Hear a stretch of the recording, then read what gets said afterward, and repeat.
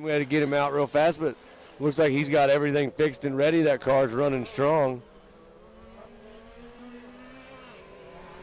As of right now, before the second wave crosses the line to score their first completed lap, Rick Schroeder's got the best time right now with a 101.9 on lap number 1. So we'll see how long that lasts with Will Harris, Chad Mayo, Austin Sides, and Todd Remery still waiting for them to complete their lap. Will Harris just hit a 159.2. So that is going to be a screaming lap time right there. We've got a 159.6 from Chad Mayo. That's what I was telling you. Yeah. They're going to be right in the mix right there. Didn't take long. Nope. They're going to find their groove. They're going to start clicking off laps. And honestly, I could see this class getting a little bit faster on lap times. Traditionally, watching Will Harris and Mayo and these guys out here, they do get faster. They find their groove. They keep pushing that car to the limits. And Will Harris, just an absolute competitor. He's been on a tear lately. Last couple of races, he's won. He's done great.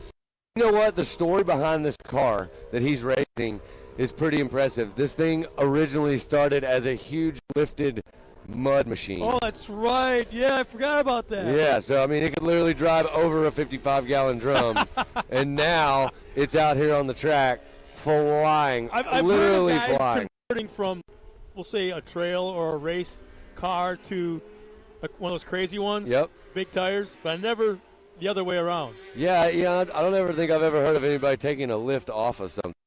But instead, he decided he didn't want to ride over gas cans. He wanted to go fast and sail that car in the sky.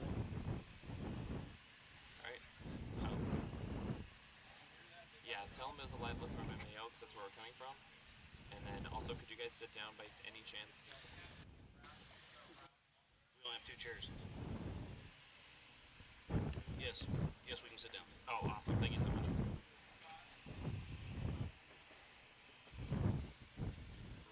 Ready when you are. Awesome. All right, gonna cut to you guys in 3, 2, 1. Welcome, world, to the 2022 Method Race Wheels Legends of the Fall. We just had a sneak peek what's going on at the Mid-America Outdoor with the side-by-side series. It's such a cool thing, but we are about to kick off the 4400 main event. I am Miles Hasselquist with my good buddy Jim Marsden, and we have Mark Welch. He'll be doing the prayer here in just a moment. But here in about 10 minutes, we're going to kick off the 4400 main event. It's going to go down, Jim. Oh, mate, this is the one we've been waiting for. We cannot wait to see these 4400s out on course. Thousands of horsepower, massive tires, huge suspension. It's going to be epic.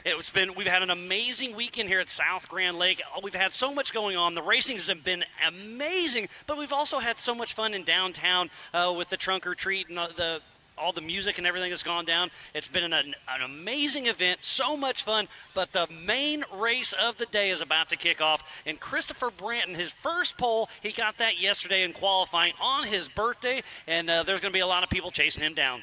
There is indeed. Now, Christopher, he had an absolutely stonking run yesterday. He was a full 2 seconds faster than anybody else on course, which is incredible when you look at how stacked this field is. And we were talking about this earlier. It really is a who's who of 44 class driving. I mean, there's very few drivers missing from this lineup. I can only think of a couple, and that's Eric Miller and Jason Shear that are not here on site. I mean, it is a fully sacked field. Don't forget Randy Slauson. He doesn't race too much of the other stuff other than King of the Hammers, but you're absolutely correct. He would be right at home with all these rock trails. But you are right, mate, and that's the big thing, is that we've only literally got 3 of our biggest drivers missing from this lineup. That means it's going to be fireworks this afternoon. It's going to be absolutely a full throttle attack right from the start. Well, I believe we have 34 of the 4400 cars, the fastest guys and gals in our sport, unlimited suspension, unlimited horsepower. Build what you want, come out and prove it here at Ultra 4 USA.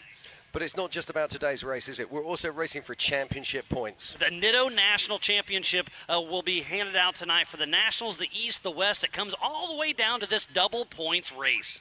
Now, when we say double points, it is literally exactly that, double points. Yep. And that makes the big difference over this sort of thing. So, yeah, I mean, it's going to be down to this race. There's so much on the line, but I want everybody to stand up. Let's remove your hats. Mark Welch is going to do a little prayer to keep us all safe out on track and here at home watching. All right, let's pray. God, I just want to thank you that we all have the fortune to be able to come out here and go racing and watch these races, and thank you for the people that put it on and all the volunteers that are out here helping out. And I just hope that you continue to bless them so that we have a better and better place to go racing. And I want to say my heart goes out to the Rufus Racing team, and as they mourn the loss of Zandy, I just hope that you comfort them and be with them, and I hope you keep our racers safe today and help them go fast. In Jesus' name, amen. Well, thank you, Mark. You had such a fun race yesterday. We appreciate you coming up here and keeping us all safe, and I'll let you go out there and have a little fun. Thanks again, Mark awesome. Welch. Have fun, guys. We're about 6 minutes away from the green flag to start flying. It's going to be an absolutely amazing event. So you got about 5 more minutes. Get your drinks ready. Get some snacks ready. It is about to go down for the 2022 Method Race Wheels Legends of the Fall. And it's going to wind up for the Nitto National Championships as well. We'll see how all that plays out. But there's going to be drama out on course for sure. It's going to be absolutely amazing, isn't it, Jim? It is indeed. Now let's just have a quick look. We've got 34 runners and riders out there today. And in reverse order, let's quickly flick through those. So in 34th place, we've got Tim Hooper. In 33rd, it's Jean-Philippe Marine. In 32nd, Liam Morris. And then Frank Vonderheide. Then it's Aaron Smith. Brian Caprara. In 28th is Brett Moffitt. 27th, Pip Justice racing for the Rufus Racing team. And then in 26th, racing for the very last time, car number 24 is Chip McLaughlin. In 25th is Brian McVeigh. In 24th is Cody Hardesty. In 23rd is Philip McJilton. In 22nd is William McGibbon. In 21st is Marcos Gomez. Just in front of him, it is Cade Rod.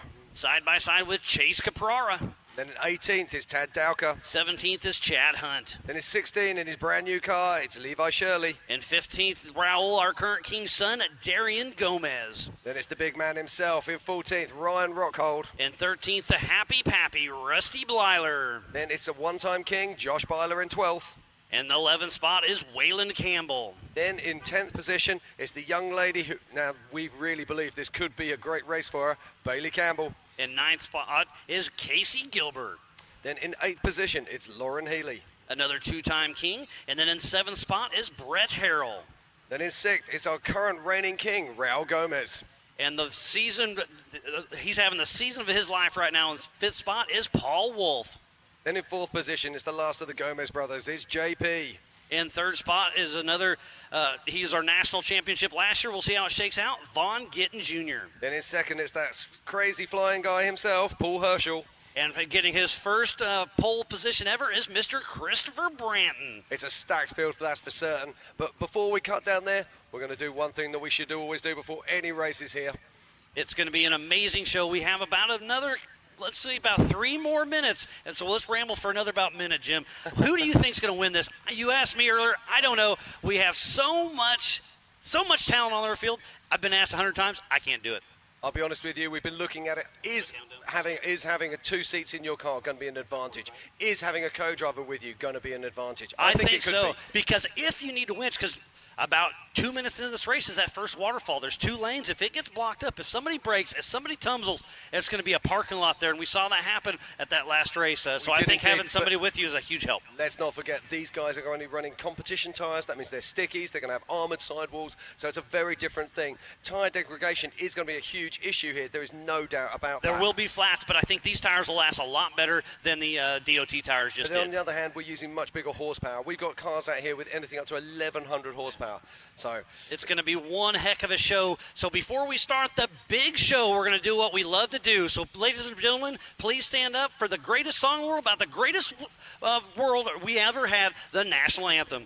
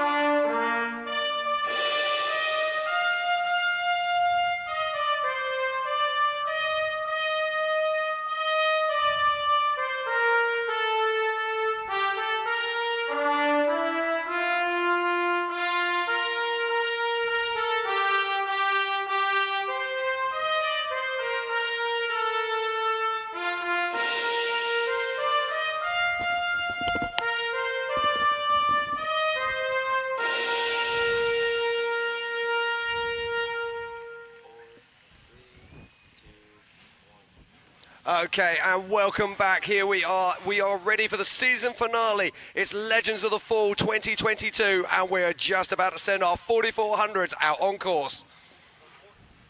It is about to get this party started. So off the grid first is going to be Christopher Branton with a drag race against Paul Horschel. Huge horsepower, unlimited suspension. This is going to be one to watch. It's about to go down. The green flag is out.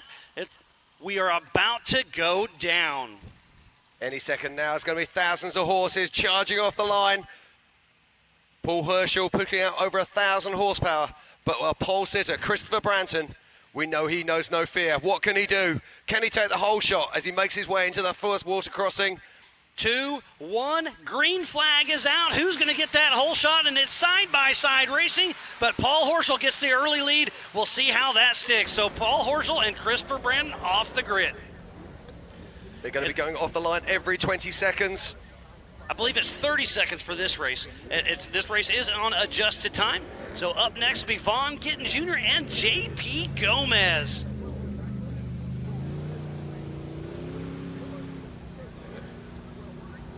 And it's go time here. Vaughn Gittin Jr. takes the whole shot off JP.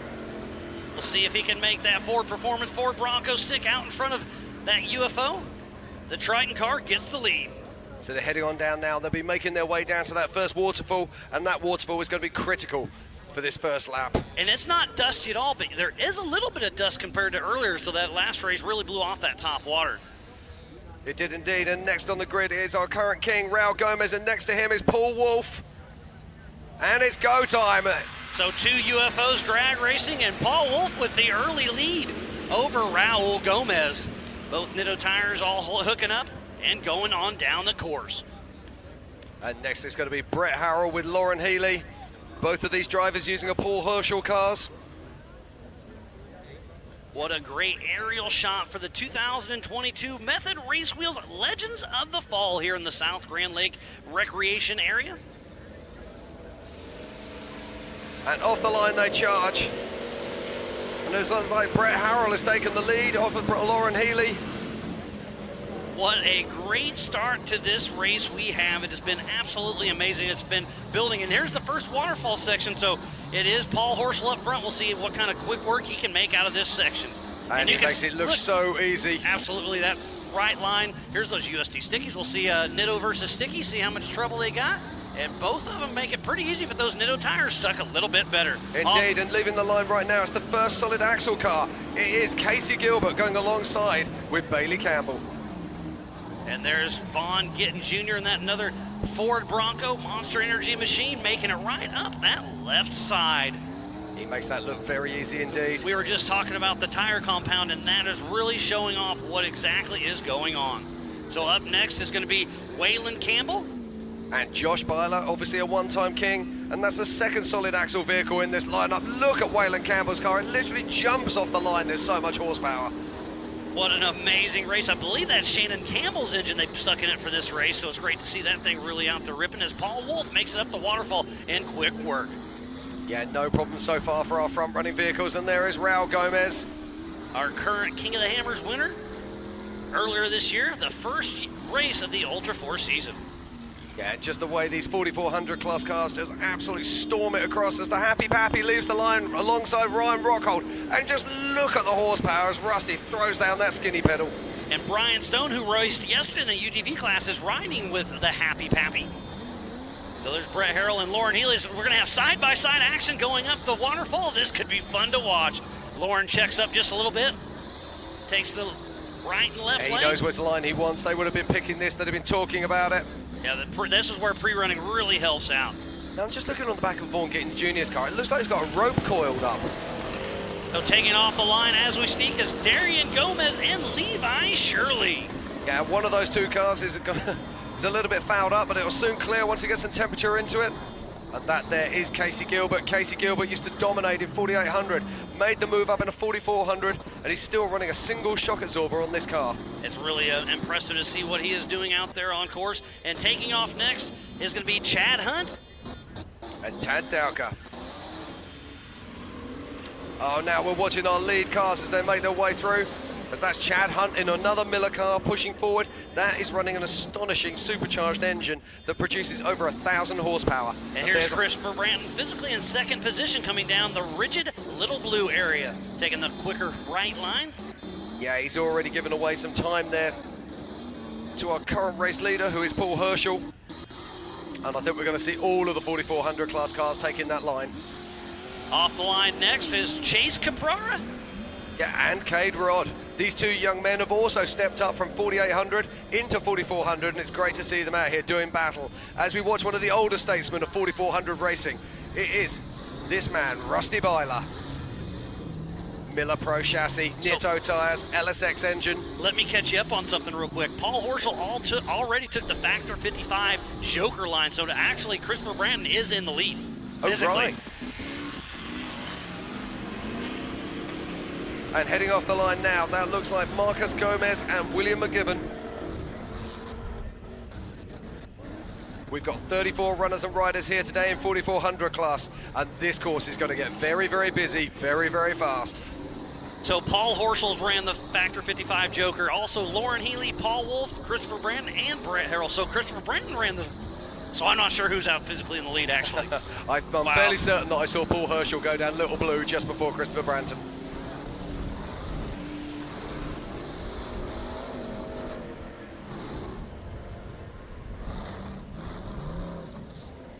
Okay, more action now coming there from Little Blue.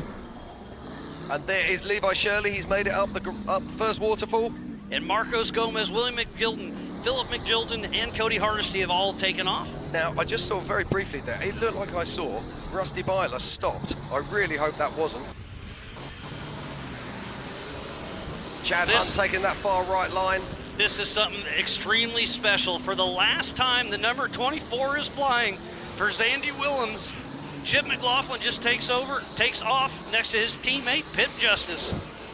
Yeah, Rufus Racing, it's a special day for them as they celebrate the wonderful man that was Zandy, their great friend. And we'll be keeping an eye on Chip and on Pip all the way around this course. And there he is right now, though. Our highest placed solid axle car, that is Casey Gilbert in the 618, making his way around the bottom of Big Little Blue. Brent Moffitt and Brian Caprara just taking off. This is on car with, I believe, Raul Gomez, our current king. How cool is that? That's on the backside of the Amsoil Hot Pits. Yeah, that is Raul Gomez. So we have it on Oh, look at this, we've got action here. Gomez. Vaughn Ginn Jr. has just gone past Paul Herschel in the Bronco Rocks. To be fair, there was only one place a Bronco was going to overtake, wasn't there? In the Bronco Rocks as Aaron Smith and Frank Vonderheide take off. Ah, look at this. Already seeing a flat tire here on the TML car. As Marcus Gomez picks his way up the waterfall. Or does he? Not that time he doesn't. There is, it looks like Darian Gomez. There's Cody Hardesty right in front of Marcos Gomez. Marcus manages to make his way up in that beautiful UFO car. There's Brian McVeigh. And there went Liam Maurice and JP Marin. We nearly have all our cars out on course now as we're watching Ryan Rock. Is that Ryan?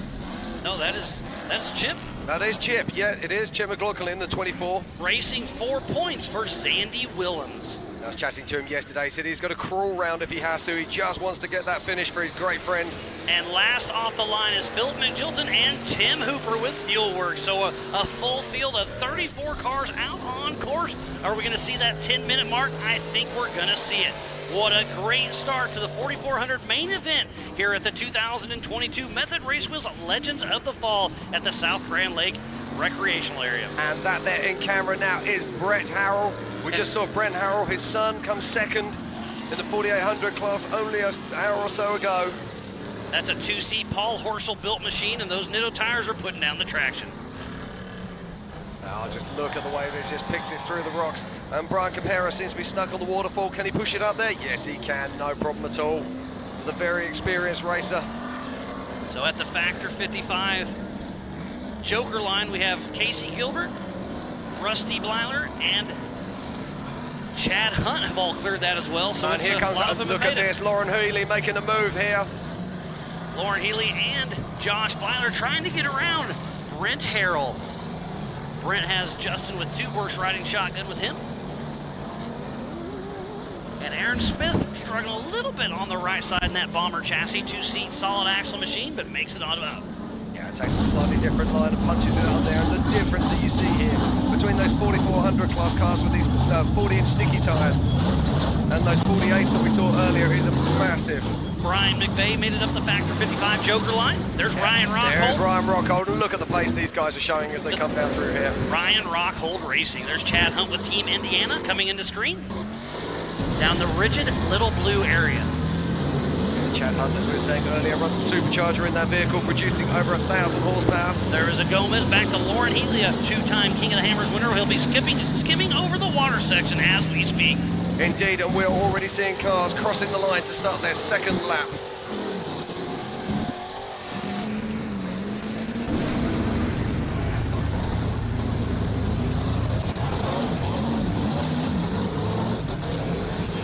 So our physical race leader is Vaughn Gittin Jr. with an 8:59. Yeah, man, that's incredible stuff. What a time already. We were saying at around about 10.5 minutes, but he's crashed in through in under 9 minutes. So in first position, currently at the moment, is Vaughn Gittin Jr. In second is Raul Gomez. In third is Paul Wolf. In fourth, JP Gomez. In fifth, Paul Horschel. In sixth is Christopher Branton. So they have all cleared their first lap. Right around that 9-minute mark. That is absolutely amazing. So Vaughn Gittin Jr. already breaking the 9-minute mark, and we weren't sure if the 10-minute mark was going to get broken. No, absolutely. And now, am I right in thinking, has Vaughn done the Joker line yet? He has not, so that is a big advantage that's where for he's him. made some time.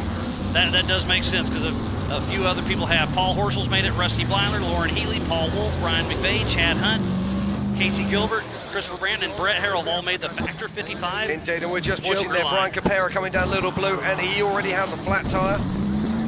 That right-hand front, so a tough break there for Brian Capera. What a great race that is unfolding in front of us as we flip back to the Bronco Bowlers with Levi Shirley, K-Rod, and Chase Caprara all out in the Bronco Bowlers. And that Levi Shirley car is a brand new Euro built. Awesome machine. Yes, indeed, and Lauren Healy crosses the line in 6th position on adjusted time. And he's actually just been moved down to 7th as Paul Herschel crosses the line. So it's all go here, and we'll be keeping an eye on those scores, but our current race leader and physical race leader is Vaughn Gittin Jr. in that beautiful Bronco. Oh, look at that. That Rusty storming Bleiler, stuff Josh there from Bleiler. Rusty. Yep.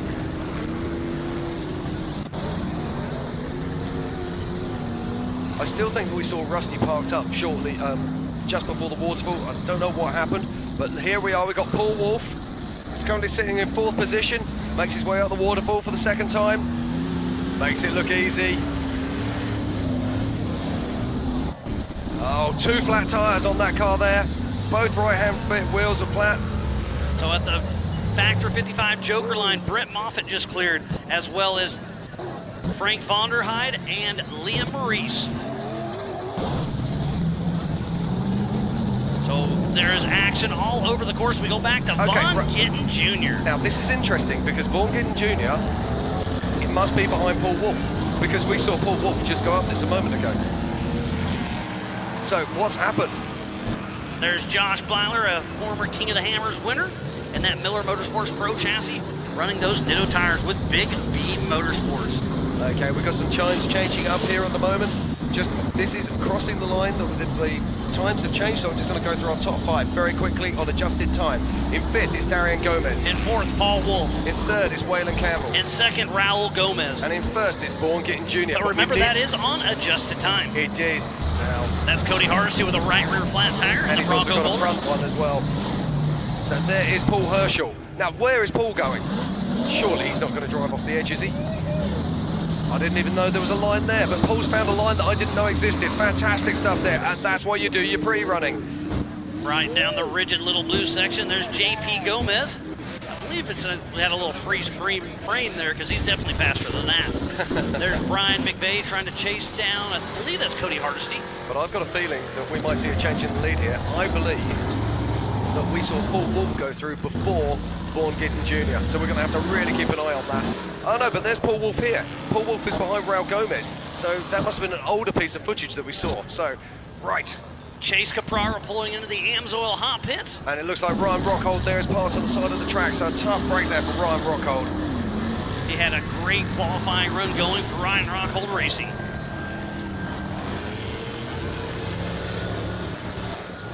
And Vaughn Gittin Jr. just goes up the Factor 55 Joker line.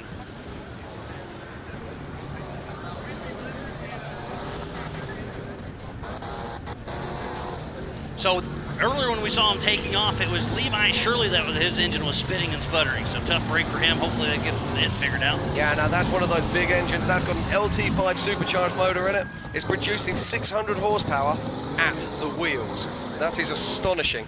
And we're just looking now at the leaderboard. Oh my, Jim, then look at we got that. some changes. Let's quickly go through the top 5. In 5th position is Paul Wolf. In 4th position is Waylon Campbell. In 3rd is Raul Gomez. In 2nd is Vaughn Gittin Jr. And we've got a new leader on a just-in-time. It is the man himself, Josh Byler, in the solid Axel Miller. There is action all over this course as we're watching Brian Capera there.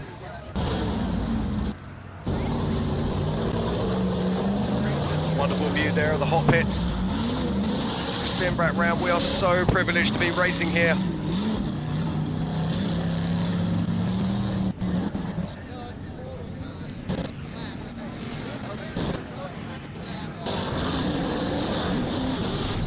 And everywhere we look on course, we can see fantastic action as we're watching Waylon Campbell making his way down Little Blue. And all these 4400 cars are committing to this faster line down the far side.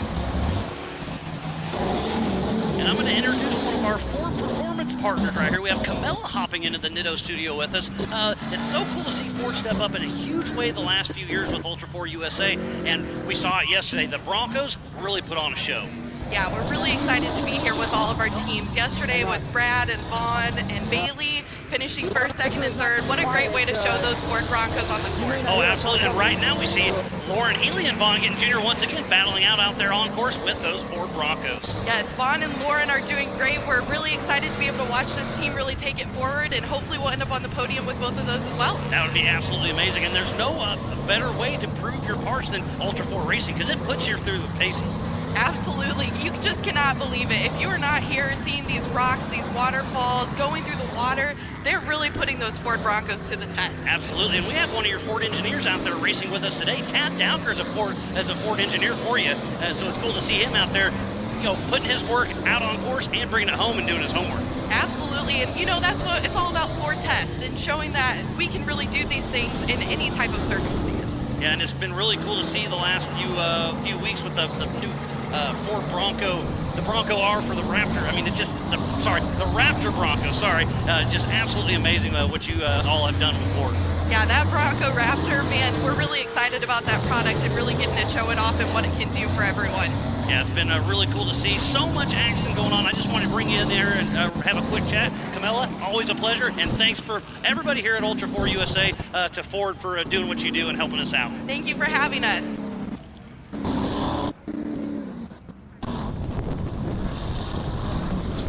Okay, still we've got more and more action out on course. It's been ran through the Little Blue.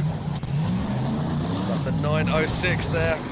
That is Tad Dowker, who we were just talking about. Pretty cool. And Bambi, that's a 2-seat Trent Fab solid axle machine out there humishing through.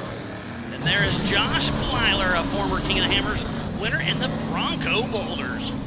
And there is Raul Gomez, our current King of the Hammers winner.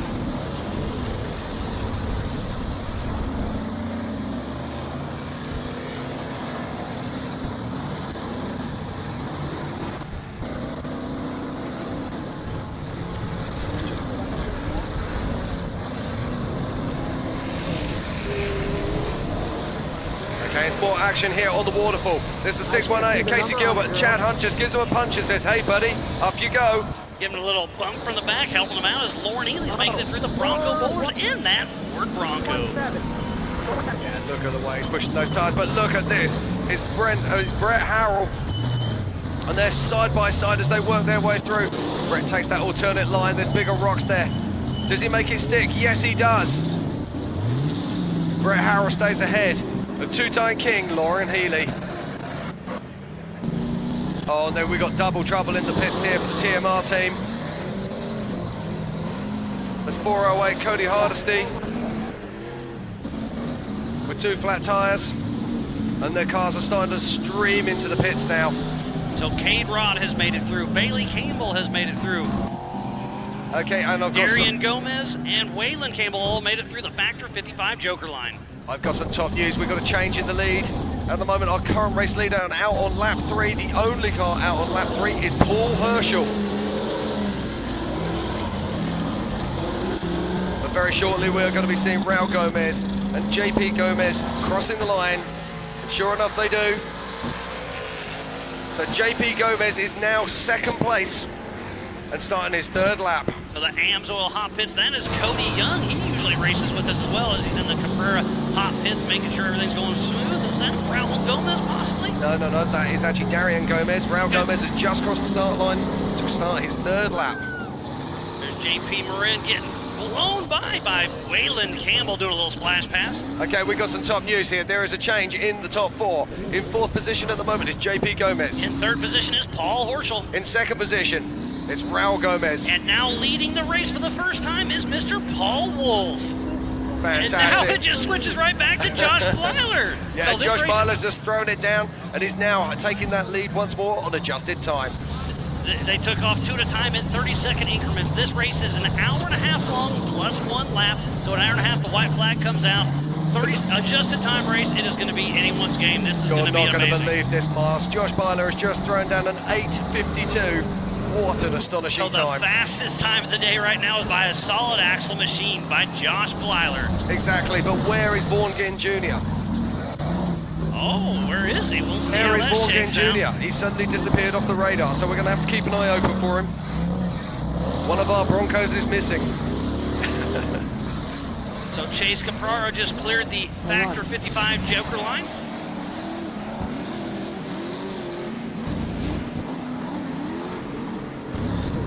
Cutting back now, this looks like it's the Yukon launch area. And that looked like that was Levi Shirley just making his way through.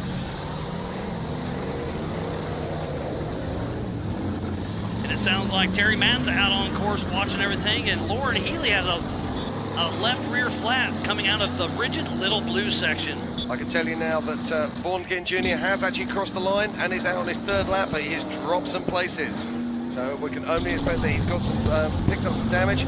So currently in 10th position is Darian Gomez. In 9th is Vaughn Ginn Jr. In 8th is Lauren Healy. In 7th is Brett Harrell. In 6th is JP Gomez. In 5th is Waylon Campbell. In 4th is Paul Horschel. In 3rd is Raul Gomez. In 2nd is Paul Wolf, but it's that man at the moment in Josh Blyler, charging hard in his Miller Pro chassis, who's leading this race. Look at this, Brian McVeigh is having to drop this nasty section with a right or left front flat tire, and you just saw Lauren Healy in the pits. And look, Chase Caprara came round, and that Bomber B's getting really low there. He's got to be careful not to drop into that water. Fantastic action here from all over this course. Massive thank you to our production crew. Chance Holloman, who races Ultra 4 with us, is tuning in, giving us some props. Thanks for checking in, buddy, to the 2022 Method Race Wheels Legends of the Fall. And this is our current King of the Hammers champion. That is Raul Gomez, making very short work of the waterfall. What a difference these sticky tyres make. And that there is Pip Justice. Racing, of course, for Rufus Racing. Racing for Zandy. But he's actually racing for Chip's number for points, because you can have 1 fill-in driver per season. And obviously, Chip McLaughlin is racing for all of our buddy Zandy Willems, who is sitting in 6th in national points. So how amazing could it be if Chip can get out there, put a good lap in, and bring it home for Zandy? Absolutely, and that is Vaughn Ginn Jr. there. Marcos Gomez just cleared the Factor 55 Joker line.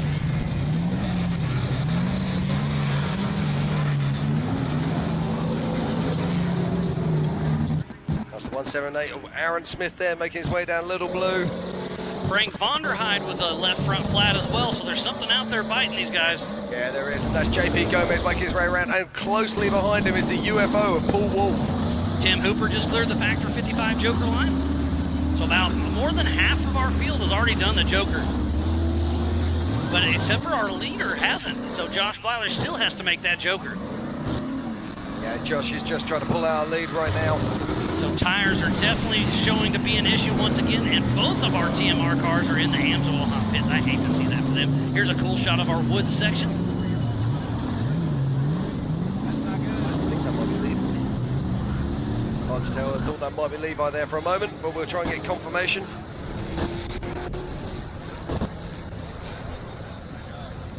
Philip Magilton just cleared the Factor 55 joker line. And there is Tim Hooper with FuelWorks, one of our Mid-America Outdoor sponsors.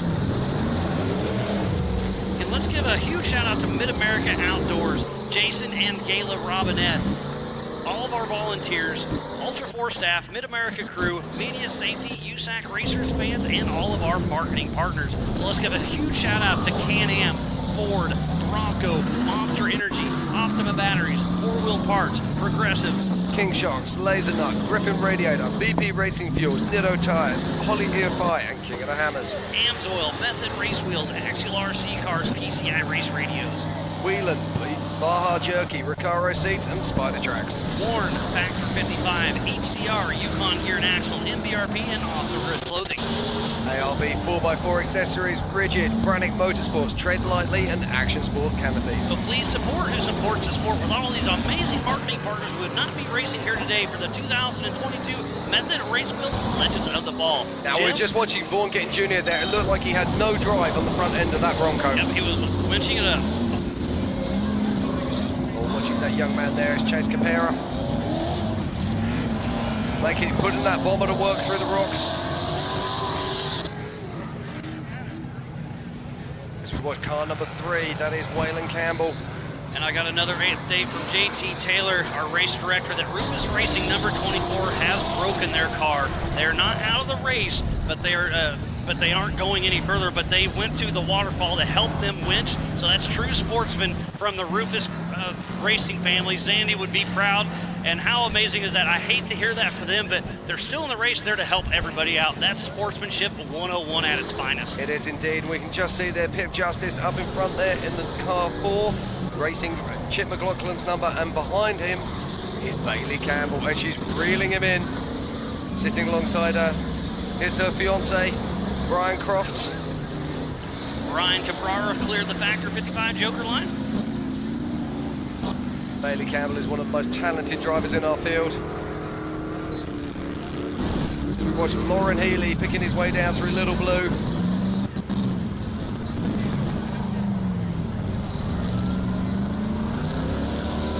See when Josh Blyler tries to hit the Factor 55 joker line, but let's run through the top few people. In first position is Josh Blyler. In second place is Paul Wolf. Third position, Raul Gomez. In fourth is Paul Herschel. In fifth, Waylon Campbell. In sixth is JP Gomez. In seventh, Brett Harrell.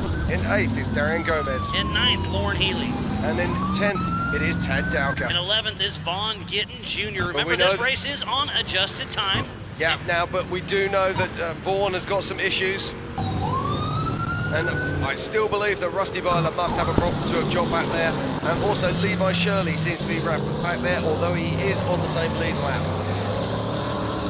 What a great race is unfolding in us. We are at the Bronco Bowlers with Tim Hooper and Brett Harrell. We saw Brent racing just a little while ago, getting that second position. What I can't believe already is that nearly 30 minutes of this race have already passed. My word, it is just so much action. I can't believe it's I would have gone guessed so quick. 7 minutes. Exactly. Incredible stuff There's here. so much stuff going on. This is the best of the best out here proving what they can do for the 4400 Unlimited class. This is absolutely amazing. It's not going to be very long before we see our race leaders coming back round to complete lap 3. And the fastest lap of the day thus far is Josh Blyler with an 8:52. But he has not made that Factor 55 joker line yet. There's the the Yukon launch heading up right there. One of our volunteers, Seth, has been keeping me updated. There's Waylon Campbell picking his way around. Now this young gentleman, he hasn't had a lot of luck with this car. He is overdue a win. He's overdue some podiums. What can he do today? Waylon Campbell in that single seat IFS Campbell Enterprise machine, putting those Nitto tires to work. That monster athlete is doing some great things out on course, and Paul Horschel heading out for another lap. I believe he's physically out front, so we'll see how it is on adjusted time. Paul Horschel in another single seat IFS Paul Horschel built machine, and there's a little bit of water on that, but that's still pretty cool to see. Raul Gomez is all over the tail of, I have no clue. Oh, that's Casey Gilbert. It's Casey Gilbert, yeah. A little love bug. Oh, so Casey Gilbert moves out of the way, and now I have no idea. Oh, that's a UFO, I can tell. There's Paul Wolf and... is that JP? It's JP Gomez, yep. Yeah. So 2 UFO Joe Thompson built machines battling it out. Both of those are IFS single seat machines. Okay, Paul Horschel has already crossed the line and is the first person to go out on his 4th lap. But Paul Wolf just moves in the lead, and JP Gomez is in 3rd on adjusted time. Exactly, but where is Josh Byler? We know he's going to be coming up close behind them. And don't forget, this is a race on adjusted time, and Josh Byler started on the 6th row of the grid, which means he has a 3-minute advantage over the guys in front. There is Lauren Healy, a 2-time king of the Hammers winner in that Ford Bronco, and the Bronco Boulders, putting that Ford Performance horsepower on the ground with those Nitto tires. Look at that, climbing up those huge rocks. Cannot underestimate the size of those rocks around the back there. And we're watching Darian Gomez, and that looks like Christopher Branton to me, our just in pole front of setter, him. yep. Yep. Still running good with those USD stickies. I think he's had a problem, Miles. I think he's a lap down.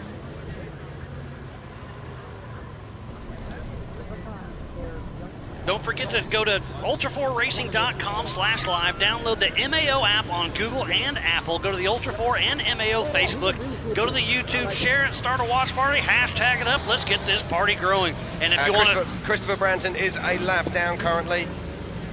And if you want to see the same timing we have here in the Nitto studio, go to live.ultra4racing.com for our live timing.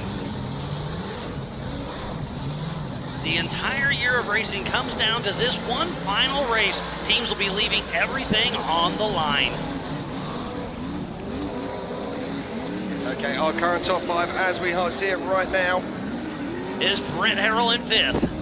JP Gomez in 4th. In 3rd position is Paul Horschel. In 2nd, he's on the way up, is Waylon Campbell. And leading the pack is Wolf.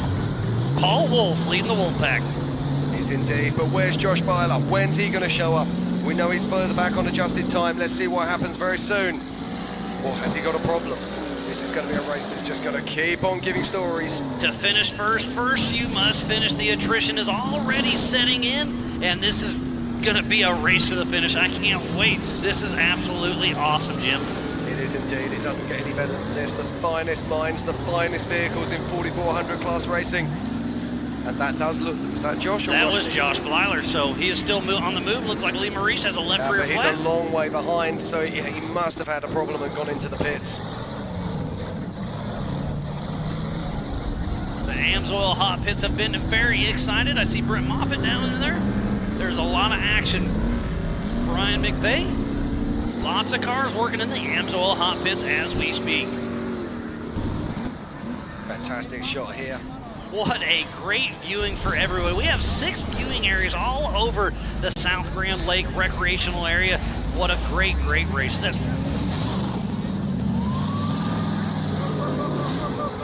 Have some steering issues on the front of that car, it looks like, and a left front flat tire.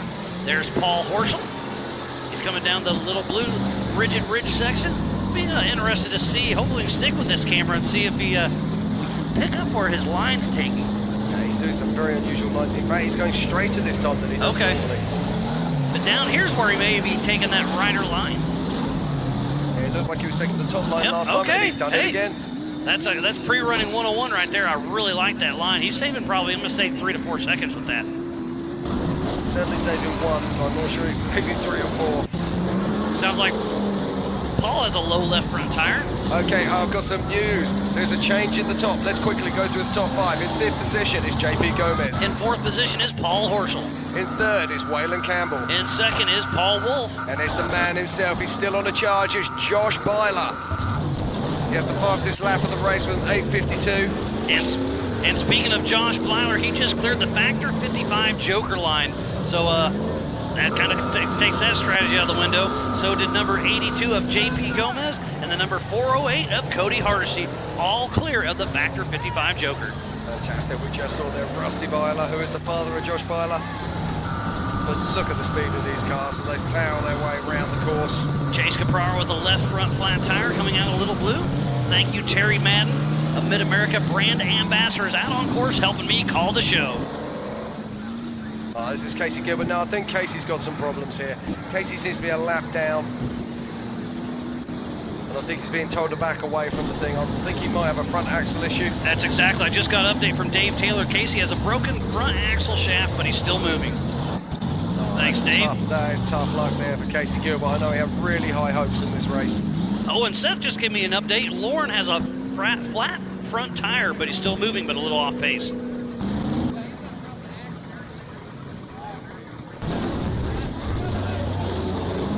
That is Chad Hunt there in front, also in a Miller Pro chassis.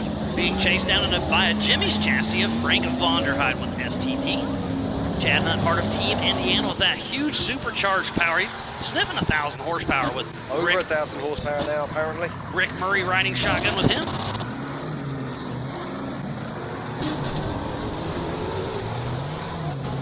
And it sounds like we may have a little bit of action down in the Amsoil hot pits. So Pam, what do you have for us down there? What's going on? Thank you, Miles and Jim. The hot pits have definitely been hot today out here in the Amsoil hot pits. Lots of flat tires have been going on. Other issues, it looks like somebody had a drive line as well earlier. So it's a very busy morning here in the Amsoil hot pits. Lots of flat tires. I hope all these teams brought them. But out on the race course, lots of other action. So back to you, Miles and Jim. Thank you, Pam, and what a great shot of the Amsoil hot pits. So we see Vaughn Gittin Jr., a monster Nitto athlete, still pushing strong. Yeah, no, Vaughn's going to be coming into the pits, I'm fairly certain. Yeah, he's just turning in there. He has definitely got something broken in the front end of that car. And there is the young lady, Bailey Campbell, making her way around the course. I think she must have had some problems earlier on. She seems to also be a lap down at the moment. So in the Factor 55 Joker line, Aaron Smith just cleared. The number 4 of Pip Justice is still moving and cleared. So far on course, we actually have 13 vehicles that have completed 3 laps. So we know that Chip McLaughlin is having issues out on course. We know Levi Shirley was having a little spitting and sputtering. I don't think Raul Gomez, our current king, has hit the Joker line. Ryan Rockhold, we saw him having issues. William Gilton and JP Marin. Tad Dowker. So almost all the heavy hitters have hit the Joker line already. There's Tim Hooper coming out of the rigid little blue. Making his way down. I really like that Paul Herschel line where you see it going around the other side there. So there is Vaughn Gittin Jr. tearing apart the front end of this car, at least changing a tire. Maybe they can do a quick inspection and see where that front drive is not working. It definitely looks to me like it's just changing a tire. And I can hear Waylon Campbell all over the stutter box. I mean, that thing, he is absolutely cooking. Wow, there's some fantastic action going on the back end of this course right now. You can feel the horsepower from our booth. So this is the 2022 Method Race Wheels Legends of the Fall. But tonight, we're going to give out some trophies for the Nitto National Championship. So if Josh Byler can keep up his pace, he will lock down the Nationals. Paul Wolf is in first for the West and the East. So Lauren Healy's still in the mix. Josh Byler, Vaughn Gittin Jr. stepped off pace just a tick. Wow. I've got to come back to the action here, Miles. Just look at this. This is incredible. We see Brett Harrell there making a move, but just behind him is Philip McGilton. Is Phil McGlinton, but he is lap traffic. Behind him is Raul Gomez, and just behind him is Waylon Campbell. And that was the Bronco Boulders. There's Cade Ron at the waterfall section. Yeah, and that straight axle of Jimmy's car. Cade Ron's hoping to be having an IFS car later this year. Chatting to his father, Randy, earlier. Said they're about 70% done with the build. And that's the 461 of Phil McGibbon. And we saw him in the pits earlier. He made short work of that. Nice driving from there from Phil. So the fastest lap of the day right now from former King Josh Byler with an 8:52. That is a smoking pace. And all of our top runners have cleared the Factor 55 Joker line, so that's not going to build too much drama as they're working on Frank Vonderheide in the Amsoil hot pits. Looks like they're putting they must have changed a tire out on course and they're putting a fresh spare on. Sticking another tire on the rack. And I love, you can see that all other teams are helping everybody. That's what's so great about Ultra 4 USA is the family of self. Everybody's there to help everybody. As we see Ryan Cabrera heading up the waterfall section. We do indeed, and our first cars are going to be crossing the line shortly to complete their 4th lap.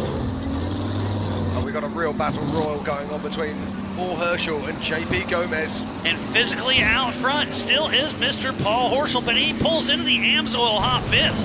What's going on with Paul Horschel? Now, Paul Herschel has got a left side front tyre that's gone down, so he's going to be looking for a new tyre. So physically out on course is JP Gomez, then Paul Horschel, and then Paul Wolf. Sorry, Paul Wolf he's in the lead on corrected time. He is indeed. So our current There's action everywhere, Jim. I'm getting a little mixed up on what's going on. I do apologize. That's all good, mate. It's all good. Right. Here we go. Now it's Morgan Jr. back on track again. Now he's coming out to the waterfall. Let's see if this axle's going to pull properly, because last time it didn't look like it was pulling. No. Oh, look at that. Yeah, almost climbed the that two-wheel left side drive. front there is just not pulling at all. So he's obviously got a problem there somewhere. As we'll watch Brian McVeigh drive down the rigid little blue section and that wide open design solid axle machine. There is Tim Hooper making his way across the Bronco Rocks.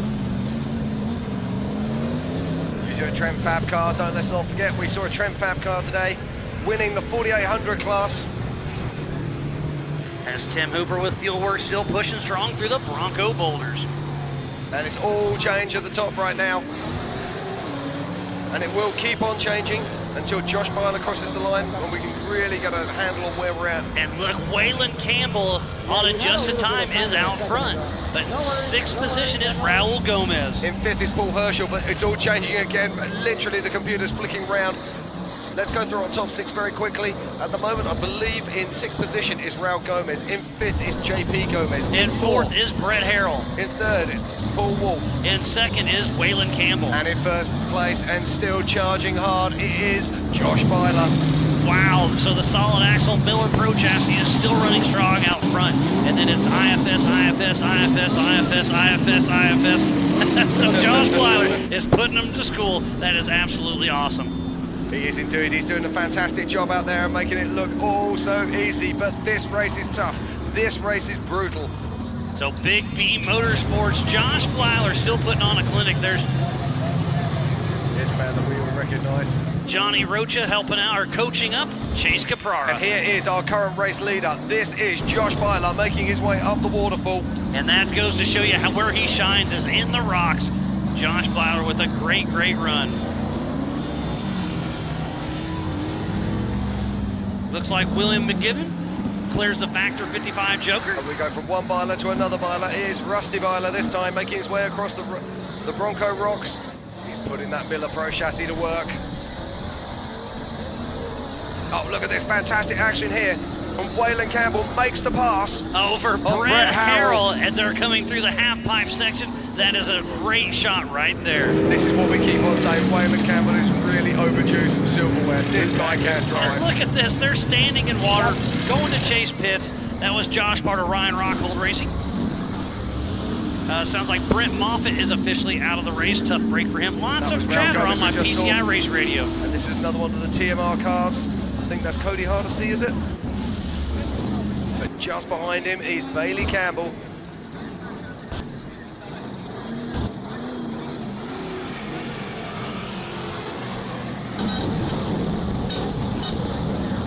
Lots of action everywhere you look. There's Cody Hardesty right Cody there. Hardesty, yes. Number 408, so that must have been McGibbon probably. Earlier that was William McGibbon. There's Vaughn Gittin Jr. He had to winch the waterfall, but still pushing strong with two-wheel drive. Right behind him is JP Gomez. Yeah, but I think JP Gomez is actually a lap up on Vaughn Gittin Jr. at the moment. What an amazing race it is here for the 2022 Method Race Wheels Legends of the Fall in the South Grand Lake Disney area. Just look at all these cars, well, piled up together. Right, we have 7 cars that are currently on 5 laps. Let's just quickly run through them. In 7th position is Raul Gomez. In 6th position is Paul Horschel. In 5th is JP Gomez. In 4th position is Brent Harrell. In 3rd is Paul Wolf. In 2nd is Waylon Campbell. And still out in front at the moment, it is Josh Byler. And we saw Ryan Wachold still working on his car. We see Waylon Campbell come down. What a great race. And let's give another huge shout out to Progressive, 4-Wheel Parts, Optima Batteries, Monster Energy, Bronco, Ford, Can-Am, King of the Hammers, Holly EFI, Ditto Tires, VP Racing Fuels, Griffin Radiator, Laser Nut and King Shocks. Method Race Wheels, PCI Race Radios, Axial RC Cars, Amsoil. Spider Tracks, Recaro Seats, Baja Jerky and Wheeling. MBRP, HCR, Yukon Gear and Axle, Off the Grid Clothing, Warn Factor 55. Action Sports Canopies, Tread Lightly, Brannick Motorsports, Rigid and ARB 4x4 accessories. So please support who supports the sport with all those amazing marketing partners. We would not be racing here today. So if you're building a race car, a mall crawler, your UTV, go show some of them love because they've been helping us out so much here. Indeed, and that is Marcus Gomez, the older of the 3 Gomez brothers. Such an interesting car. This, if you get a chance to go and have a look at it, please do. It's a split rear end, basically making it IFS and IRS. You see Chase Capera there just getting hung up. And comes alongside is the 178 of Aaron Smith. So 2 bombers here on the waterfall. And I believe the bomber that Chase Caprara is racing is Randy Slosson's Canadian Hammers winning car from a couple years ago. I believe it is. He's been putting into good work in the 4800 class. He's doing very well right now in the 4400s. Do they have 2 bombers, I believe? Is it? I'm not sure. Okay, I'm pretty sure they have two bombers. They've got a 4800 bomber and a 4400 bomber. Really? Yep. I'm pretty sure. How the other half live? Brian Caprara is a vegetable farmer from California and is doing his work quite well. So good on him for doing such a great job. And speaking about that, there's Brian Caprara right there. You added the last part of that sentence. Right, anyway, there is Brian Caprara. What a lovely guy he is. Hard working, but it does look he might have some problems here. This is a big car. This is a 2-seat UFO car designed specifically for King of the Hammers. I believe there's only 2 of the 2-seat IFS Joe Thompson built machines out there with Bailey Campbell right behind him. Coming out of the Bronco Bowlers, we'll see if Bailey can and Brian Cross can get around. Look at the pace she has over Brian Caprara.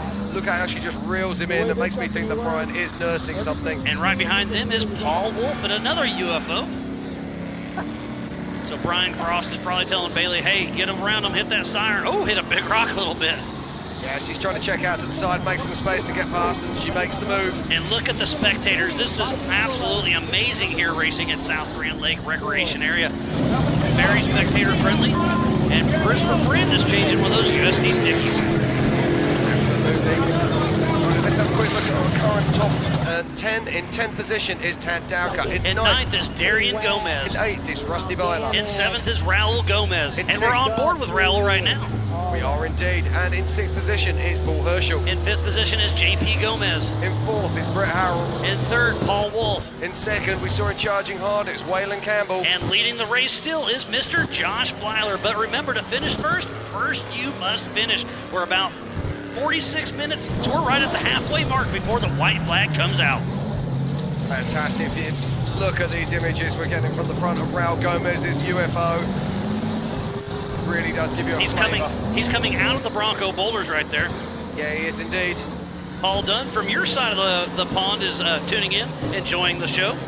Hey Paul, how you doing? He just got a new race car, if I saw right. He has indeed, yeah. Him and his son Brian, they've just purchased a new, well, it's not new, it's a second-hand car. They bought it from Cedric Mud Racer from France. And there is Pip Justice in the car number 4. Racing for Sandy this weekend. As we cut back to there is Vaughan Gittin Jr. And that is Tad Dowka. Oh, look at this fantastic action here. Raul Gomez making a move there. This onboard camera is absolutely amazing. I hope we can stick with this camera because we're almost to the little splash section on the back side of the track. So we'll see what happens. There is Lauren Healy and that Ford Performance Ford Bronco putting those Nitto tires to work. See the brake pipe there. Locked off. That's in the Amsoil hot pits with Christopher Brandt, our pole center, having a little bit of issues. And there's the Happy Pappy with Brian Stone riding shotgun. coming out of the rigid Little Blue. Yeah, Rusty Byler there showing great turns of pace. He seemed to have a problem on lap 1. I'm not sure quite what it was. And there's Casey Gilbert. And Casey looks like he's limping. Yeah, he's got a right broke front axle, if I'm not mistaken. Yeah, it looks like he's got a jack handle sticking out the back or something as well. So. And more info from course, it looks like Liam Maurice is about to lose a front wheel, so something's going on with him as Caprara crosses the start-finish, bypassing the AMSOIL hot pits. Our physical race leader at the moment is Paul Wolf, and he's just crossed the line to start his 6th lap. But then very soon the other car's going to be starting to join. And we have... So looks like he's got a belt off. So Casey Gilbert lost a serpentine belt, so they're trying to install a new one. Tough break for Casey Gilbert. Yeah, he's not having a lot of luck today, is he? So we've now got 3 cars that have started their 6th lap. We've got Waylon Campbell, Paul Wolf, and JP Gomez. But Josh Blyler is probably going to be still in the mix. I think he's still in the lead on adjusted time. We'll know where it's at. I'm not going to call it until soon. we're a couple of 3 minutes yet. Just see where these guys are.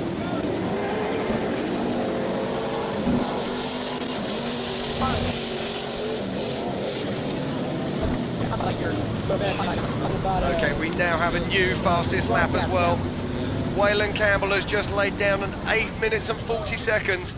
That is absolutely unbelievable. That takes 12 seconds off of Josh Byler's previous fastest lap. This man is absolutely on a mission.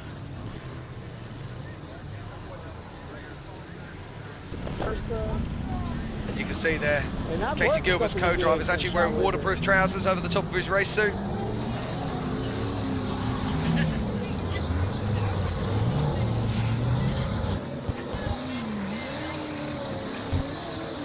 That's Aaron Smith there working his way across the Bronco Rocks as car number 83 comes into the pits.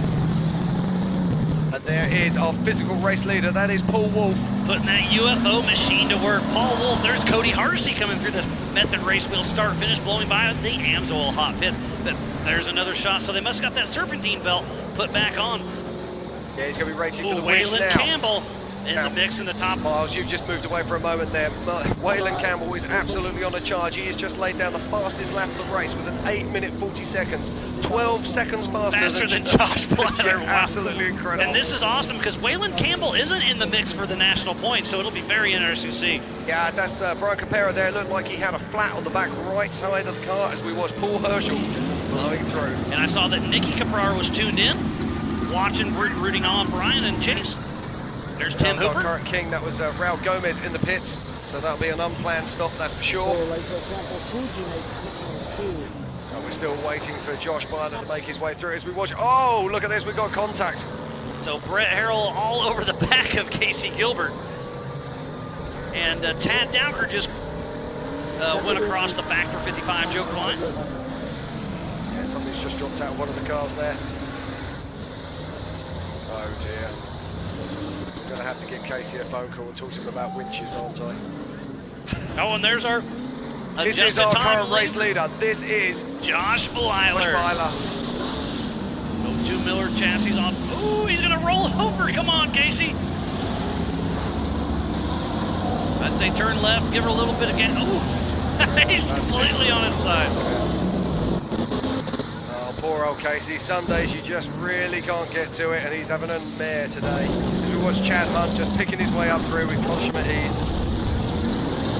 There's going to be some newness wearing off of those body panels right now. Yeah, he just wrapped that and debuted it in Brandon, I believe. Yeah, this is, you can see the co-driver this actually has the winch control. And I totally disagree with this from a technical point of view. You can't do that. You feel it from inside the car. You need to be in control of the winch when you're the driver. Yeah, over on your side, you guys do a lot of winching over there. Yeah, we do. That's, to me, that's just really, really tragic. Oh, and now we may have 2 winches in the waterfall section, because that's Vaughn Gittin Jr. I believe he's still having some front drive issues as well. Yeah, he is, but and he backs like out of the way for Cody Hardesty. Yeah, so he's that's made it out of the way. sportsmanship. Look at that, yeah. So Cody Hardesty, that TMR buggy still pushing strong. Still a McJilton, I believe. No, that's Chase Caprara, I apologize. Caprara, mate. No, he's a bomber. He's slowing up. No, he okay, blows right on by. Now, this is really interesting. I've got a feeling Josh Byler's had a problem. I've got a feeling that Josh Byler is no longer our race leader. We've been about 3 minutes now since the race leaders have gone through, and Josh Byler hasn't.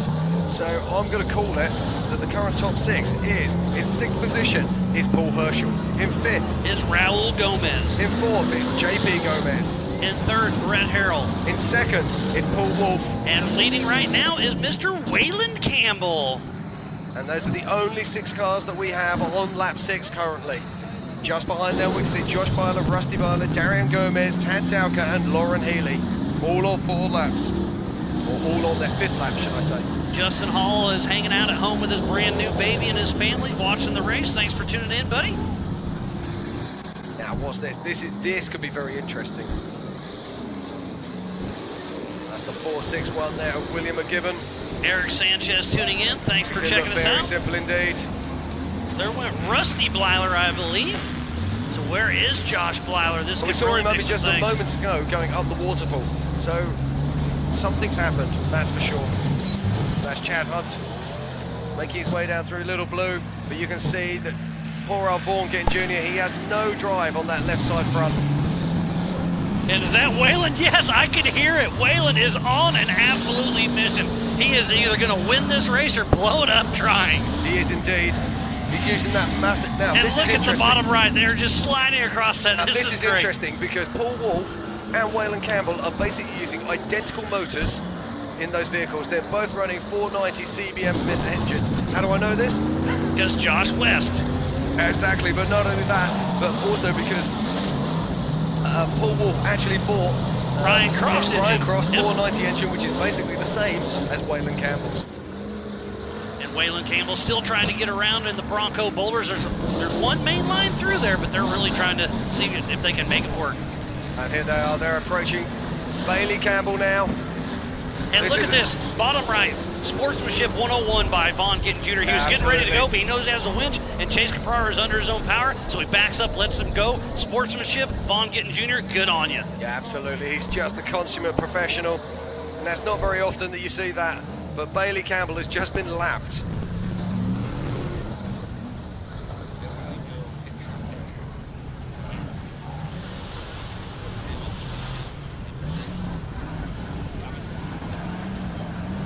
We got a lot of action. The PCI Race Radio, Alan O'Neill's in there helping us out, keeping everything running smooth with race ops. See, I'm not sure that Vaughan's got any drive on that front axle at all, though. Oh, look at this, Rusty Byler's just coming up behind him. It looks like Rusty's actually got a left-hand side front flat as well. Oh, this could get nasty now. Will he punch that? That's amazing. I love this picture. Did he just drive that with a flat tyre? The picture-in-picture is absolutely amazing. So Vaughn Gittin can make up the first half, but he'll have to send Eric Davis out to do a little winching. Yeah, is he backing up out of the way? Is somebody coming? Does this car have a winch? I don't even know. Oh, yeah, we've got there's a whole Pip stack Justice, of cars now. part of Rufus is still moving. Oh, Casey Gilbert finally got up and around. Yeah, he's been dragged up there by the digger, unfortunately. Oh, Tim Hooper's going to try and push him up, I think. Go on, Tim. Give him a little bump. Let him back up and get a little run at it. Get a line on him. Tim Hooper's trying to give him a hand. I think actually Vaughan's just going to back out of the way and let these guys go. So Tim Hooper and Pip Justice. Pip Justice is racing for Chip McLaughlin, who is racing for Zandy Willems. So it's great to see Chip Justice all the way from Australia still out here running. Well, that was great to see Tim Hooper getting up there. I was watching him in pre-running the other day, and he was really struggling with that. So it's great to see him making short work of it. Look at that, Darian Gomez just makes it look so easy.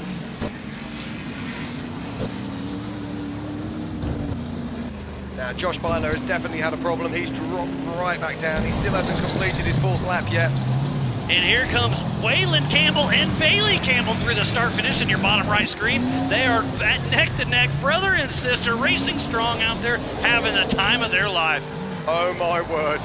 Oh, my word. That can't be. That is indeed. Waylon Campbell is just getting faster and faster. He's just thrown down an 8:37.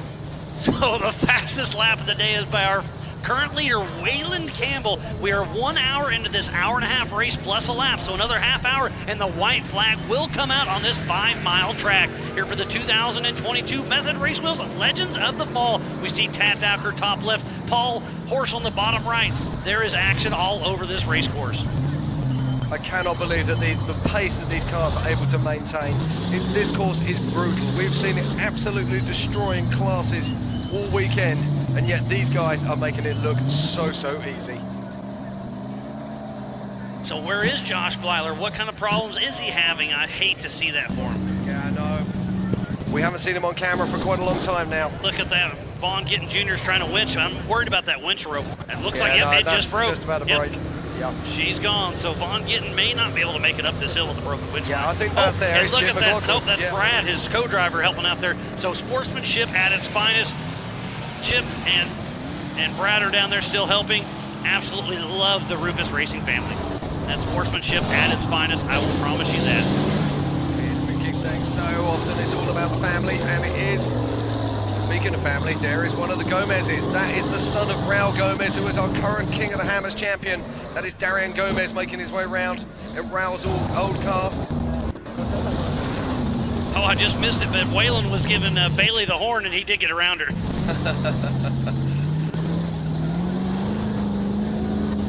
That's Philip McGlinton making his way across the Bronco rocks. And these rocks are no joke, they are serious.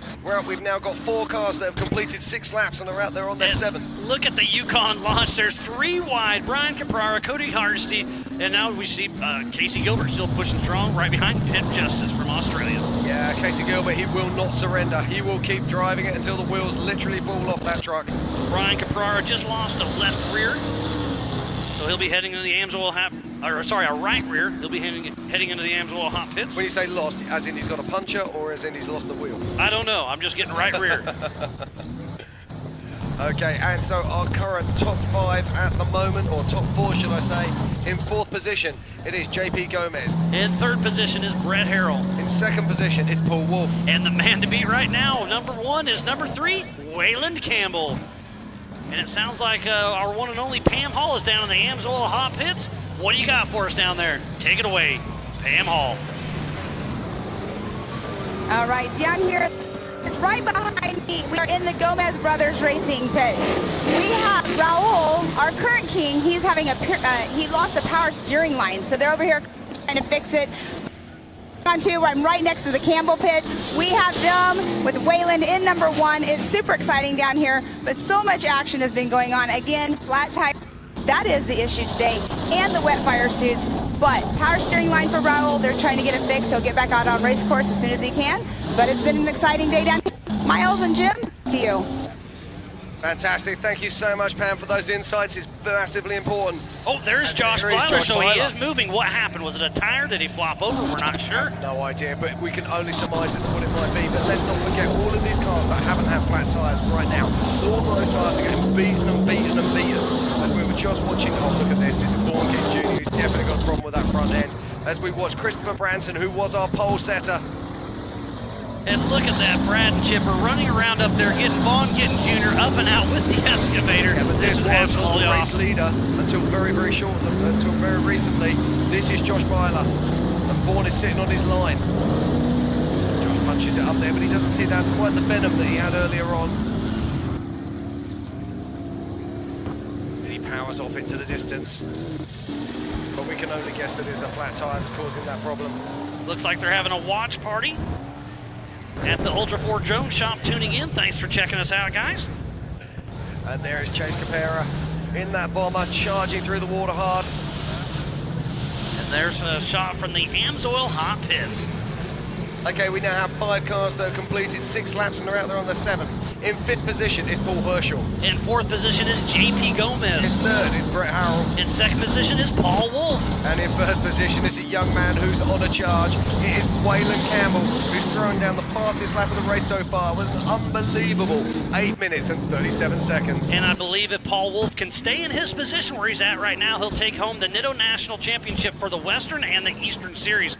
And Josh is still leading for the Nationals, and it's going to be, Bailey Campbell could be in the mix. Vaughn Gittin, we saw him having some issues. Casey Gilbert's having issues, so It still could be Josh Byler if he keeps a clean run, if he keeps moving.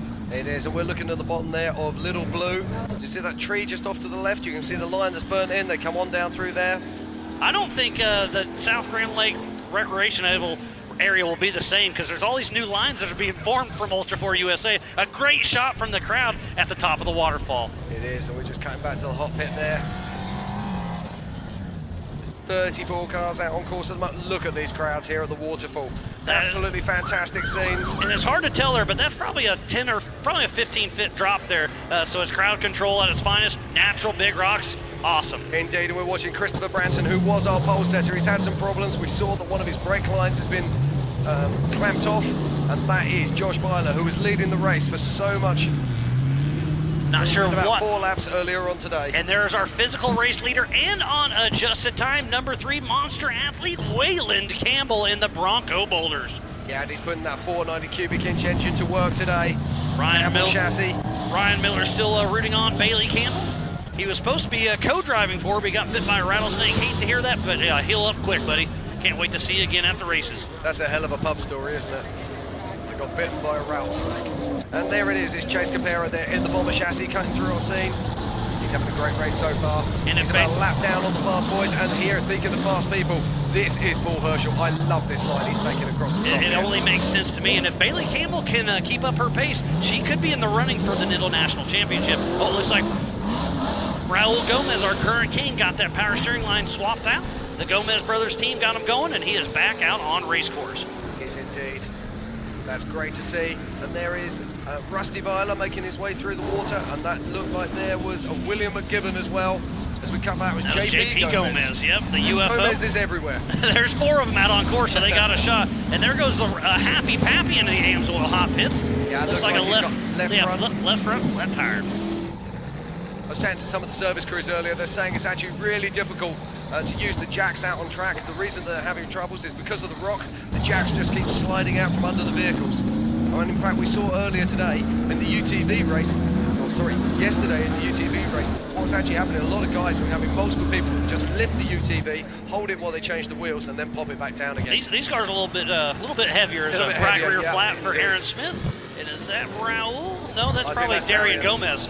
But he looks like he's maybe going a little bit slower than we'd expect. Yes, and he does pull into the Amsoil hot pits. It's the Happy Pappy's trying to pull out. And his uncle, Marcus Gomez, is just making his way out the waterfall. It is 15 miles an hour all the way through the Amsoil hot pits. We have to drive on down, so everybody has to enter and exit at the same spot. Yeah, Darian Gomez is the 7th car to have completed 6 laps. There's Cade Rod in the Bronco Boulders with that solid axle Jimmy's chassis, putting those Nitto tires to work. There's Darian. They got all their Gomez crew out there. And look at this, safety at its finest with the Gomez crew. They got the fire extinguisher ready just in case. This is our lead car here, coming across the line any minute now. Fighting a little bit of lap traffic with Tad Dowker.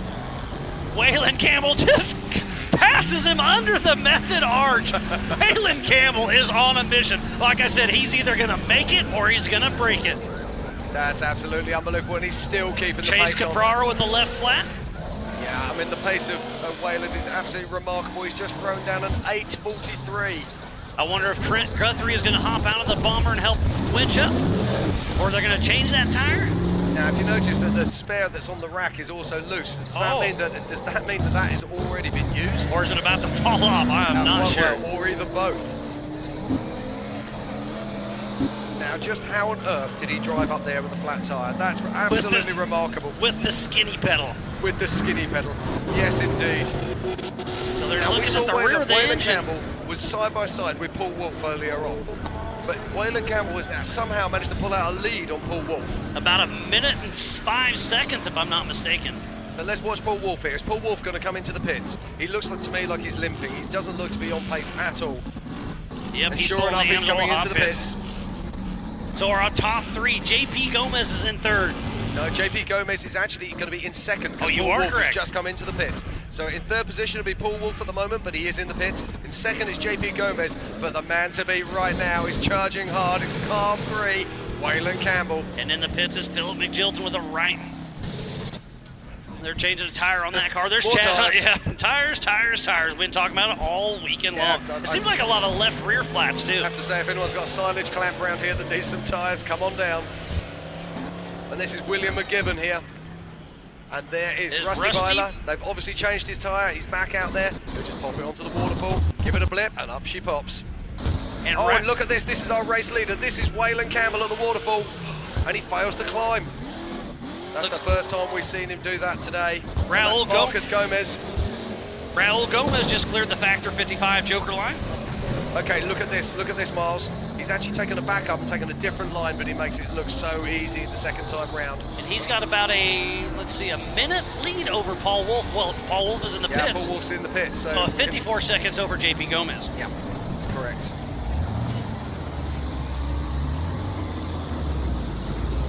So Waylon Campbell is building a lead, but this race has still got a long way to go yet. I'm just going to look at the race timer. And we are at 1 hour and 8 minutes. This is a 1 hour, 30-minute race plus 1 lap. So we're roughly 20 minutes away from the white flag to come out. So they're going to race, what do you think, another couple laps? I think so. But look at this. This is Josh Byler, I think, coming through now. Where's he at in the mix? He dropped off pace just a little bit. Yeah, he has dropped right off the pace, but we'll see. Let's see how he comes through. I'm not sure. I think he might even be a lap down at this point. Yeah, Josh Byler is a lap down at this moment in time. And I just noticed this is on Chase Caprara. We told him we were going to run water, and he has an intake tube running through his cab for the air filter. That's pretty impressive. So thank you, everybody, for tuning in all over the world. This is the 2022 Method Race Wheels Legends of the Fall in the South Grand Lake Recreation Area. We need to give a huge shout-out to Ford, Bronco, Can-Am, Monster Energy, Optima Batteries, 4-Wheel Parts, and Progressive. King Shots, Laser Nut, Griffin Radiator, VP Racing Fuels, Nitto Tires, Ollie EFI, and King of the Hammers. Spider Tracks, Recaro Seats, Baja Jerky, and Wayland. BCI Race Radios, Axel RC Cars, Method Race Wheels, and AMSOIL. ARB, Action Sports Canopy, Tread Lightly, Brannick Motorsports, Rigid. Warn, Factor 55, HCR, Yukon Gear and Axle, MVRP, and Off the Grid Clothing. And here is Paul Wolf, our current second place car. He was in the pit, so it didn't take him too long. He's only in there just a couple minutes. They got out there real fast. You see Casey Gilbert there, Chad Hunt making his way up through that astonishing 1,000+ horsepower. And that Casey Gilbert starts switching. Oh, another left front flat tire for Christopher Brand, our pole setter in yesterday's qualifying. Yeah, he's not having the greatest of days, unfortunately. Saw that they had a brake line taped off earlier. There's Phil McGlinton making his way up to the waterfall. That is Derek West's old car. Is it really? Yep. That's his new old car. It's only a couple years old. Yeah, that's really sad to see Derek's not racing with us anymore. William McGill tapped out Pip Justice and JP Gomez. And JP takes him down. Oh, yes. Look at this. I'll bet he passes all three of them. Look at that line that Paul Horschel showed him. Yes. Yeah, you said it's worth 3 passes. Yeah, to be fair, you said it's worth 3 or 4 seconds. I said maybe 1 or 2. I'm going to give it to you. Thanks, buddy. It's always a pleasure. And he passed 3 cars. That is absolutely amazing. It is. Now we've got 5 cars that have completed 7 laps. In 5th position, we've got Paul Herschel. In 4th spot, we have Brett Harrell. In 3rd is JP Gomez. In 2nd position is Paul Wolf. And the man on the charge is car number 3. He's from the Waylon. It's Waylon Campbell himself. And look, teammates are helping out over here, wheeling their tires from their car across the river to help another teammate. That is what Ultra 4 is all about. Absolutely amazing. This looks like that.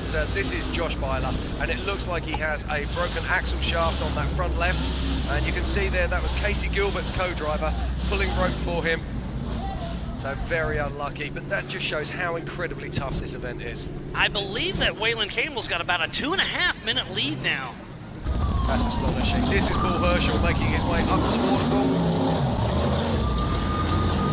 This guy is such a technician.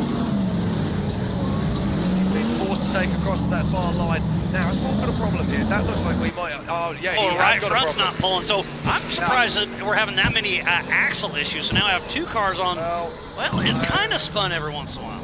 Yeah, no, I think I know what's happening here, but I don't want to say. JP Marin just cleared the Factor 55 Joker. Usually that would indicate that there's a differential issue, which is very unfortunate. So that's the STT car there, picking his way through the Bronco rocks, and these rocks are absolutely massive. It's so hard to see on the camera, but if you get an idea, remember those tyres are 40 inches tall. now look at the rocks again, you'll understand that most of these rocks are the same size as those tyres. Okay, we're just getting word in the street from our PCI race radios that Paul Wolf has absolutely no brakes. But do you know what, Miles? Wow. I don't think he ever used them anyway, so I'm really not that bothered by that. There's Rusty Byler making his way through, and there is our current race leader. That is car number 3, Waylon Campbell. Heading through the Bronco boulders just in front of Brian Caprara. Oh, I'm loving this. Look at this. Chase Capera getting hunted down by Rusty Byler. And Rusty just throws the move on him, chucks some rocks on him and says, out of the way, Sonny, I'm coming through. So we're at an hour and 13 minutes into this race, and oh, poor old Vaughan. He's stuck on the waterfall again, he's winching. But the trouble is, when your winch point isn't in the right place, it just drags the car. They're going to need to either move that mini digger or come up with another plan. That looks like Tad Dowker there, working his way through those rocks. While in the background, somebody making loads of splash. And there's our current king, that is Raul Gomez. Levi Shirley and Brian McVeigh are out of the race. Tough break for both of them. Oh, that's very sad to hear. But Raul Gomez just makes it look so easy. I've been so impressed with Raul Gomez in this season. He has a maturity in his racing that we've never seen before. What an amazing race we have on our hands. Oh, did you see that? That was Rusty Byler, the happy baby. And who was that behind him? Was that Waylon Campbell trying to chase him down? I think it was, yes. Wow. So our race leader out front, Waylon Campbell, still pushing strong. Following in his dad's footsteps, Shannon Campbell, 3-time King of the Hammers winner and Off-Road Hall of Famer. Yeah, now it's worth talking about that the attrition is really setting in now. We still only have 5 cars that are on their 8th lap. And look at Vaughn Gittin Jr. still winching and trying to push his Bronco up the waterfall section. We have another 7 cars on 6 laps. And then further back down, most of the cars are on 5 or less. There was JP Gomez skimming the little water section. And some big names are starting to take the hit now. Vaughn Gittin Jr. Justin Waylon Campbell has a rear flat tire, so he'll probably be coming in the Amsoil hot pits. Okay, we'll have to keep an eye on that. That'll we be know very, he has very some impressive. advantage. This is Darian Gomez. Punches his way up there, no problem at all. There's the 408 of Cody Hardesty.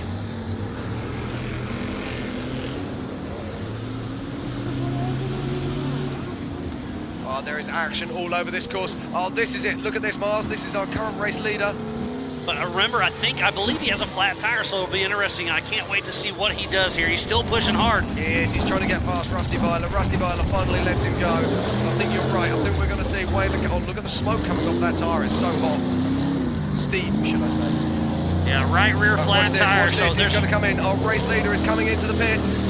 Oh, Rusty Byler's coming in as well. He's also got a flat. Oh, no! Waylon's staying out. this. Why is Waylon stayed out? I don't know if this was a good move or not. Waylon Campbell just blew by the Amsoil hot pits with a right rear flat tire. This could change everything. I wonder if Paul Wolf is still pushing strong. There's Christopher Branton moving along. Oh, that seems like a very, very strange decision to me.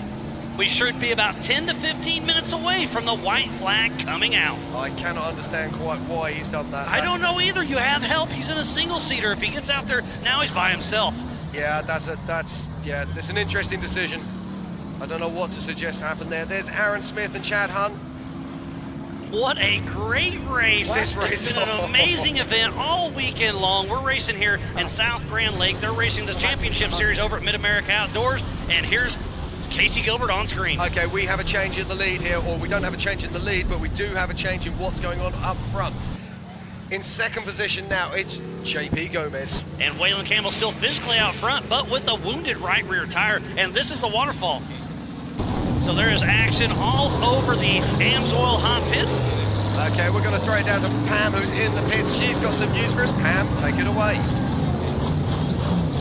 Hey guys, over here in the Amsoil hot pits, it's been super busy, but behind me you can see a racer that broke down right behind us. That is Ryan Rockhold. It was an advantage for him breaking down so close to the pits because it is a no-chase race. So that means you have to come all the way back to the main hot pit to get your own tools or whatever you need for your car. So it's an advantage for him being so close, but in the hot pits it's still been super, super busy. But we're going to go right back to you, Miles and Jim. So back to you. Thank you, Pam. What a great race that's unfolding right in front of our eyes. And the Amsoil Hot Pits have been so fun to watch. And Paul Wolf still pushing. Brett Harrell could be in the mix now. Now, this is really interesting. Paul Wolf's actually dropping back down. So it looks like our current top 3 is Waylon Campbell, who, now look at this. This is Waylon Campbell. He has a flat rear tyre. Can he make it up this waterfall? I just can't see he's going to get up there. Yeah. So now the waterfall is completely blocked right here. And honestly, if he's smart, he'd stay there and winch. I agree with you entirely. Oh my, just with how? a flat tire. Just how? That is absolutely amazing. I do not know how. He's going to be down the rim before too long. And then you're going to start getting into brakes. This could really hurt him. Yeah, well, this is I hope he's okay. This is I can't understand that decision not to go in the pits. Unless, of course, there was already a car in the pits. Maybe Bailey was in the pit. It makes no sense to me.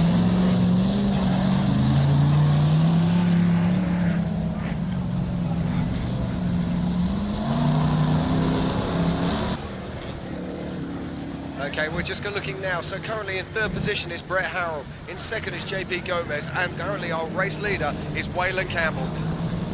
So this is earlier in the day. This is where Waylon, we thought he should have pulled in the Amsoil Hot Pits. This is a replay. So he thinks about it. He looks at dives it. right. He knows he's got it. He knows he's got a flat tire. And then hammers down. I do not know why he did that. I have no idea. I'm looking in the pits. Can you see if Bailey Campbell's in the pits? That's the only thing I can think of.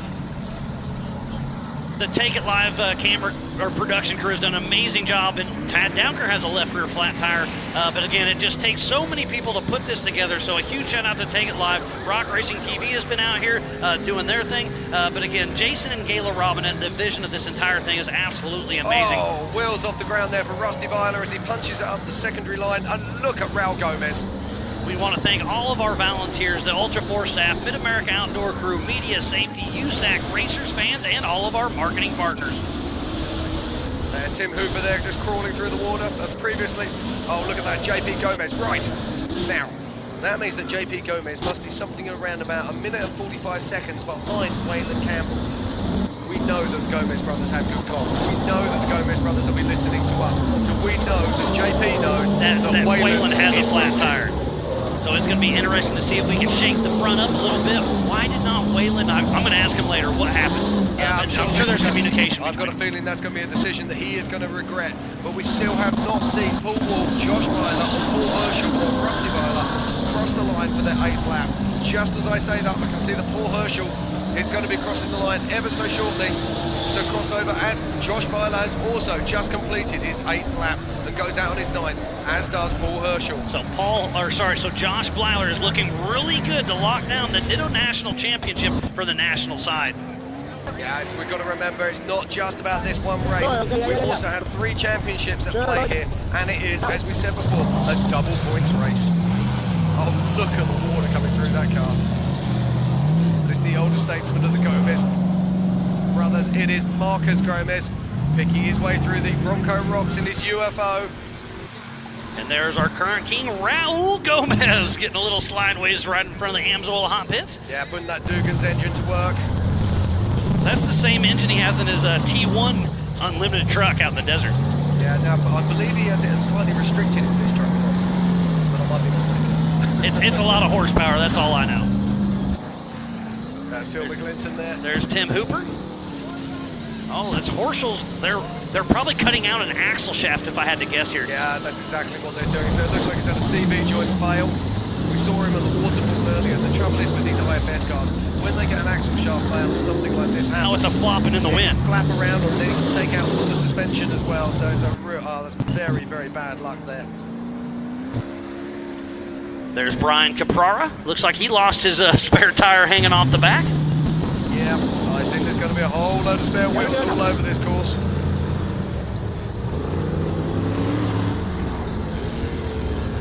So Brian Caprara heading up to the waterfall section. We're still watching the Amsoil Hot Pits, and Paul Horschel trying to cut out that axle so he can keep on moving. You can see, if you look actually through the cab, you can see that Paul Herschel, you see his eyes are absolutely black. He's obviously been pushing that visor up so you can see what he's doing. As we watch Pimp Justice racing car number 4 for Chip McLaughlin. Part of Rufus Racing. And also for the memory of Sandy, of course.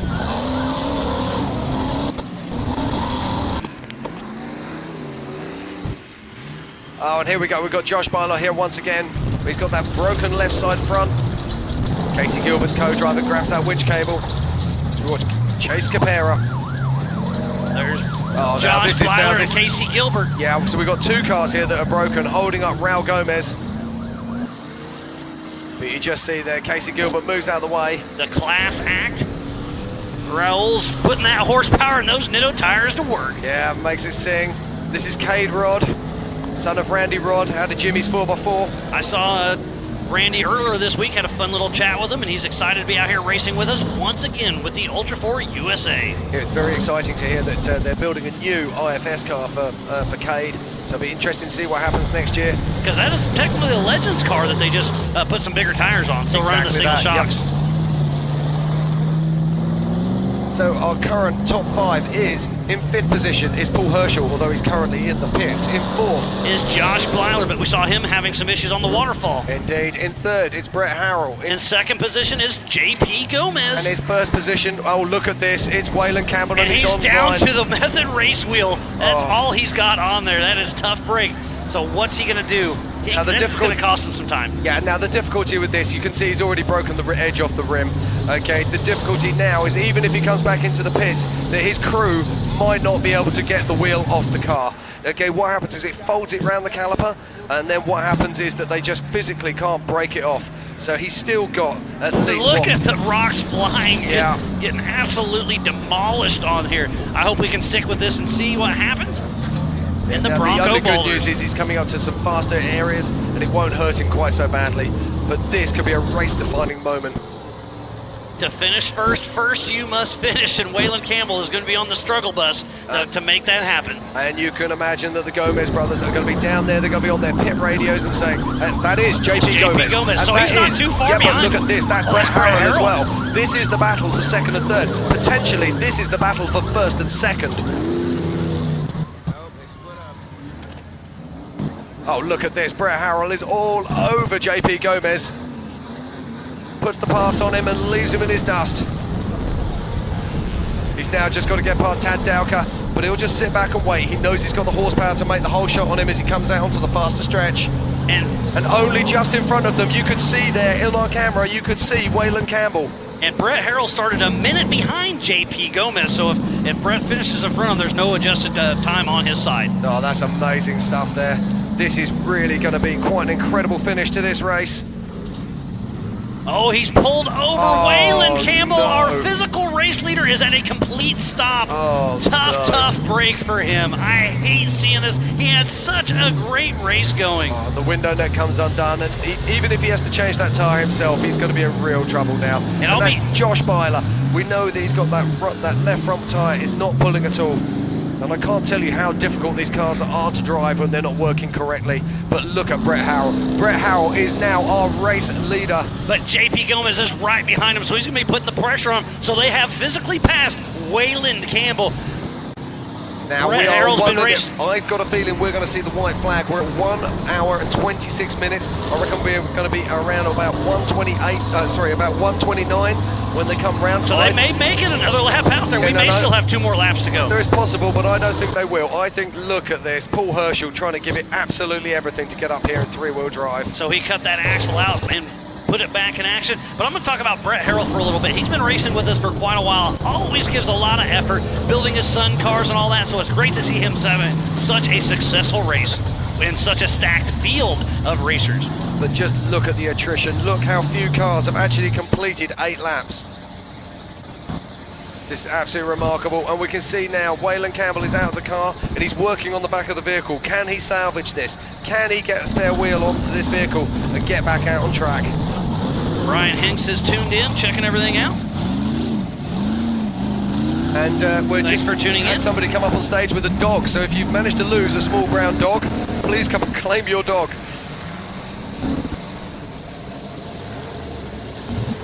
And there's Christopher Branton coming up to the waterfall now.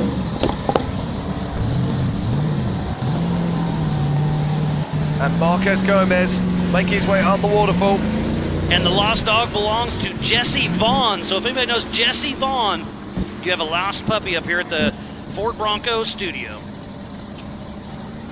Public service announcements at their best. and back to the racing. Okay, it's not going to be very long now before we see our lead cars. And who is this? That is Rusty Byler. He's a lap down on our leaders currently. So he'll be crossing the line to start his 8th lap. So that's Rusty Byler, but any moment now, it's not going to be long before we see these leaders coming in, and that's going to be Brett Harrell, and it's going to be JP Gomez. Well, I wonder if Waylon Campbell's going to be able to keep that going or not. Tad Dowker with a left rear flap coming into screen. Is that Ryan Rockhold? Yes, it is. He got that car back going. Great job, Ryan Rockhold, back in action. He had problems right from the very start.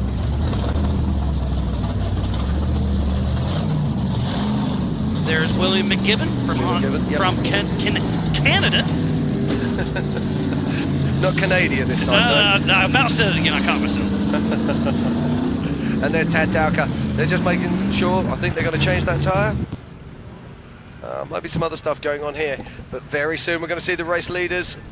And that is Pip Justice there, racing with the number 4 for Chip McLaughlin, as Chip was out on course racing in 24 in honour of his great friend Zandy. Hey Jim, I may be mistaken, but did Brett Harrell and JP Gomez already come through? I'm just looking now. Yes, we missed them. They have come through. So that's Brett Harrell right there. So there's Brett Harrell there. He's coming out to the waterfall right now. So this is our physical and current race leader on adjusted time and physical time. Oh, and JP Gomez this is the race for the lead. Oh, that's fantastic. But JP Gomez has to get past him and beat him by about a minute. By about a minute. And just look at these beautiful A-arms, all made in billet aluminum. See, I would normally say aluminium, but I'm trying to be American for you. Well, yeah, keep trying. You can only get better from here, I promise. Aluminum.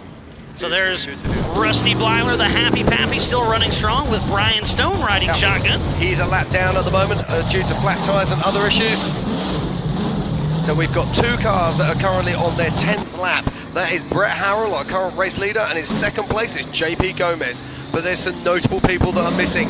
We haven't seen Paul Wolfe. We know that Waylon Campbell's pulled over on the side. Lauren Healy, who? Where's he been all race? Vaughn Gittins Jr., we saw he's got a broken front end. Paul Herschel, also broken and damaged. Bailey Campbell, we expected so much. She's obviously had problems out on track as well. This race course has been absolute carnage. But Brett Harrell has driven an amazing race. What a great day we have out here. If Brett Harrell can get on the podium, his son gets on the podium in one day, that's got to be amazing. As Frank Vonderheide heading to the waterfall section. Yeah, that's the stuff that dreams are made of. That's the stuff and the reason that we come racing. Frank struggling a little bit in that Jimmy's chassis. Beautiful. Backs up, gives it a bump, and on, up, and out. Yeah, nicely done there. And there is Bailey Campbell, and there is Casey Gilbert. Casey Gilbert was our highest qualifying solid axle car today, but it just, luck has not run his way. We'll have 2 cars out on the lead lap, and first place is Brett Harrell and JP Gomez. Now we missed. Did they pick up the white flag? I don't think so. Yeah, we missed that. So we're just going to... That is our current race leader. We just saw a glimpse of him then. There's Chase Caprara. In that bomber chassis, solid axle machine. Yeah, I've just seen his dad, Brian Capera, coming into the pits with another flat tyre.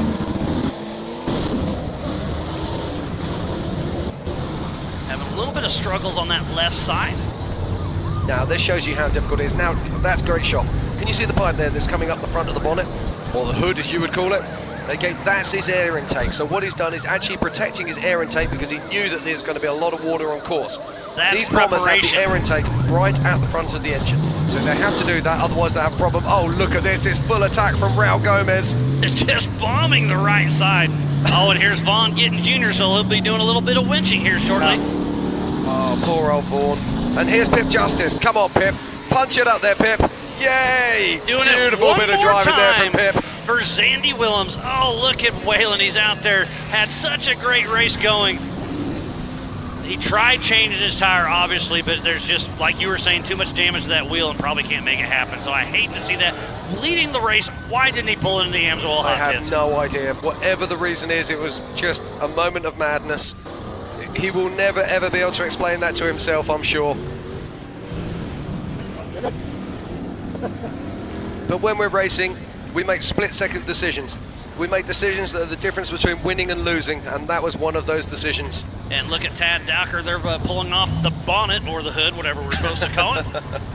Whatever makes you happy, Miles, whatever makes you happy. Racing makes me happy, and we're doing it. There is the 44.23. Frank von der Heide. Frank von der Heide.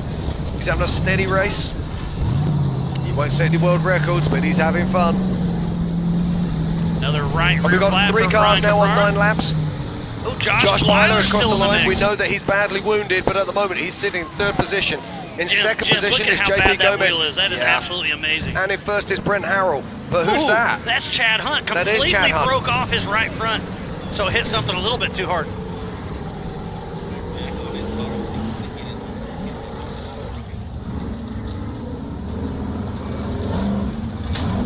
So that's at the top of Waterfall, so not sure what happened, but there is a big crack up there. He must have just hit it just right and completely sheared off his right front.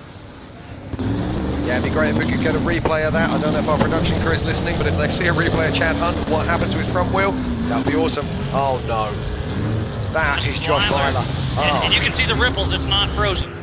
Yeah, no, he's stationary. I've got a feeling that he's got an electrical issue there. Or it won't start, or it died, or something, because Yeah. you can see the headlights come on and So off. many of these cars are not set up for deep water. I mean, when we prep our cars in Europe, because we're driving through a lot of deep water, we do our prep very differently, and I do wonder if there's a problem. But look at this, he's back up and running again. Josh Byler back in action.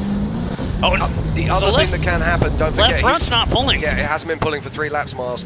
But the problem we've got is that the problem you've got here is he might actually have had to have switched off, done a hard reset on his electrics to get himself back up and running, but it looks like there's somebody up there to help him.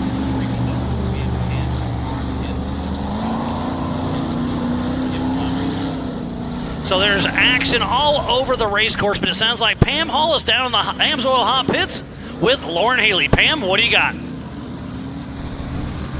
Thanks, Miles. Over here in the Amsoil Hot Pits with Lauren Healy. Not where we want to see you, but give us an update of what happened out there on race course. Yeah, this course is gnarly. 2 or 3 laps in, my electronics started kind of giving me fits. I lost my dash and then lost my fans on my radiator, and I was about to call it quits because my engine, I have a mechanical coolant dash or coolant gauge on the dash, and it was going up over 250, and I was about to call it quits, and I started learning that if I splashed water puddles hard enough, it would cool the radiator. So I was just kind of cruising around a little off pace, but was still pushing around the track and, trying to get to the finish and hopefully, stay up there in the championship on the West Coast. But on one of the puddles, I hit him a little too hard and sucked in the water on the motor and hydrolocked the motor. So everything came to a complete, hard, screeching stop on me, unfortunately. So definitely not the way we wanted this day to end, but, we weren't prepared for what this course was going to bring to us. It's a whole new thing with Ultra 4 racing in this kind of water for me, for sure. I know this is always a joke because we're here in the water, and normally with water there's mud. No mud here. I bet you're happy about that because I know you don't like the mud. I mean, the water was different to deal with. It wasn't completely miserable racing it by any means. I mean, you're trying to figure out visibility and how to keep your visor clean and that type of stuff. But building a car, especially since we raced on the West Coast so much for the air filter, like we tried to do some extra ducting and try to keep that air filter clean. But it's like being in a car wash. It's like 10% visibility, and you need windshield washer blades or squeegees or something and the air filter just sucks some water in. So. Well, besides all the water fun course out there, are you excited to come back next year?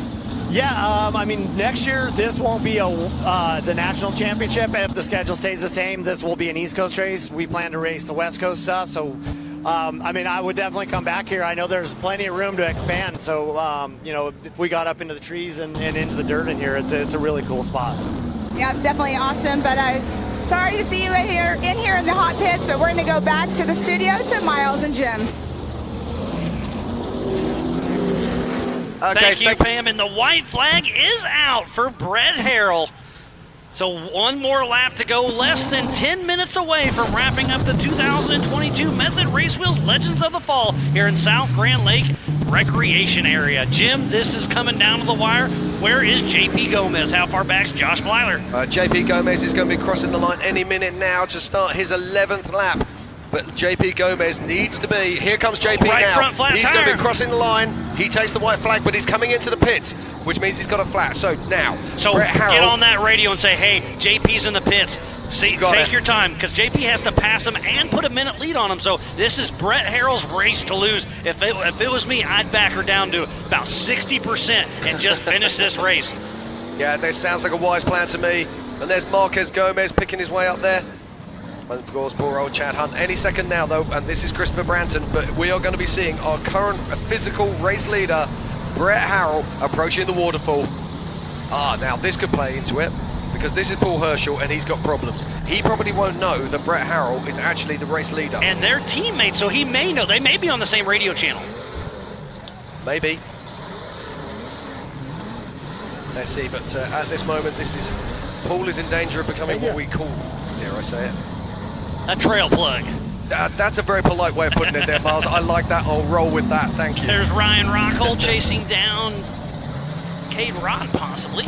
So we've got two cars that are currently on their 11th laps, as JP Gomez is currently in the pits, and Brett Harrell, who's out there at the moment, hunting down his first win in 4,400. I see the NRRA Rock Bouncers coming in. They'll be racing at 4 o'clock over at Nasty Girls, so they're starting to stage up. And there's Aaron Smith making his way down the rocks, and closely behind him, followed by Casey Gilbert. He's actually not driving that slowly. Oh, somebody's pouring smoke. So now they're getting a winch for... Now, was that Brett Harrell? Pouring smoke. I missed it. There was literally somebody just going off up the chute there a minute ago. And there's Paul Wolf. Paul Wolf. That's something you don't want to see. Oh, it looks like it's dry sump belt or something. No. So tough break. That's an expensive day in the office if that's the dry sump belt. There's Tim Hooper with Fuel Works coming up and out. Oh, is that Levi Shirley showing some sportsmanship as well? He's won that award in the past. Yeah, I didn't see quite clearly. There's Chad Hunt standing over. There's Vaughn Gittin Jr. with his Bronco and the Bronco Bowlers. Yeah, now Vaughn is having to push on here. The reason Vaughn's pushing on, even though he's broken, is championship points. He's trying to play for a championship here. If he can just keep the wheels turning, if he can just put it in the top 5, you never know where you can be. Yeah, Vaughn's currently sitting in 2nd position in Nationals. Marcus Gomez and 3rd in the East position. Yeah, Marcus Gomez coming round through Little Blue. Now there is JP Gomez. So JP Gomez is going to be clearing the rocks. Now don't forget, he needs to be... Did I miss Brett Harrell coming through there? We've missed Brett Harrell. So, there's Waylon Campbell's moving again. He's got a wheel on there. Yeah, he got her switched back out. But so don't forget, he's now a lap down. Tough break. He was leading this race, doing such a great job, and just had that tire issue. Yeah, that's Raul Gomez making his way around now and up the waterfall. This just goes to show you how hard this course is, because that's our current king, and he's struggling on one of our main obstacles. I was just about to say he's one-shotted it every single time, but you know what? He probably backed off because Chad Hunt's car up there, he didn't want to accidentally, Baja up there and hit him. Absolutely. Now it's Waylon Campbell who's pulled over again. Oh, tough luck here for Waylon Campbell.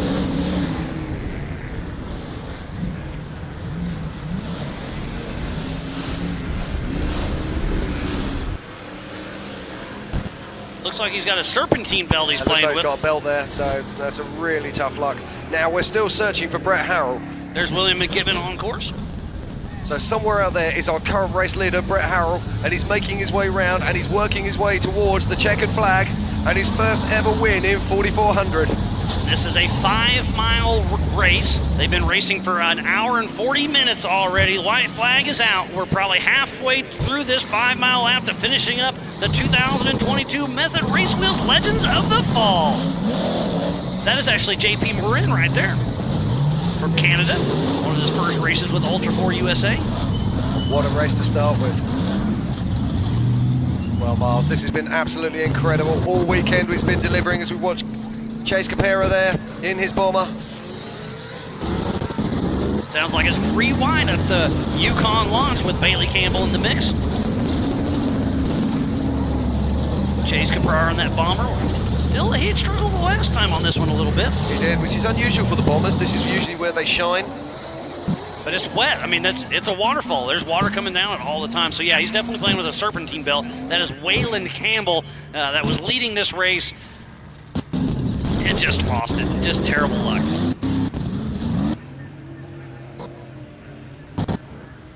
Yeah, we just went to get a visual on our current race leader at the moment, which seems to be escaping us.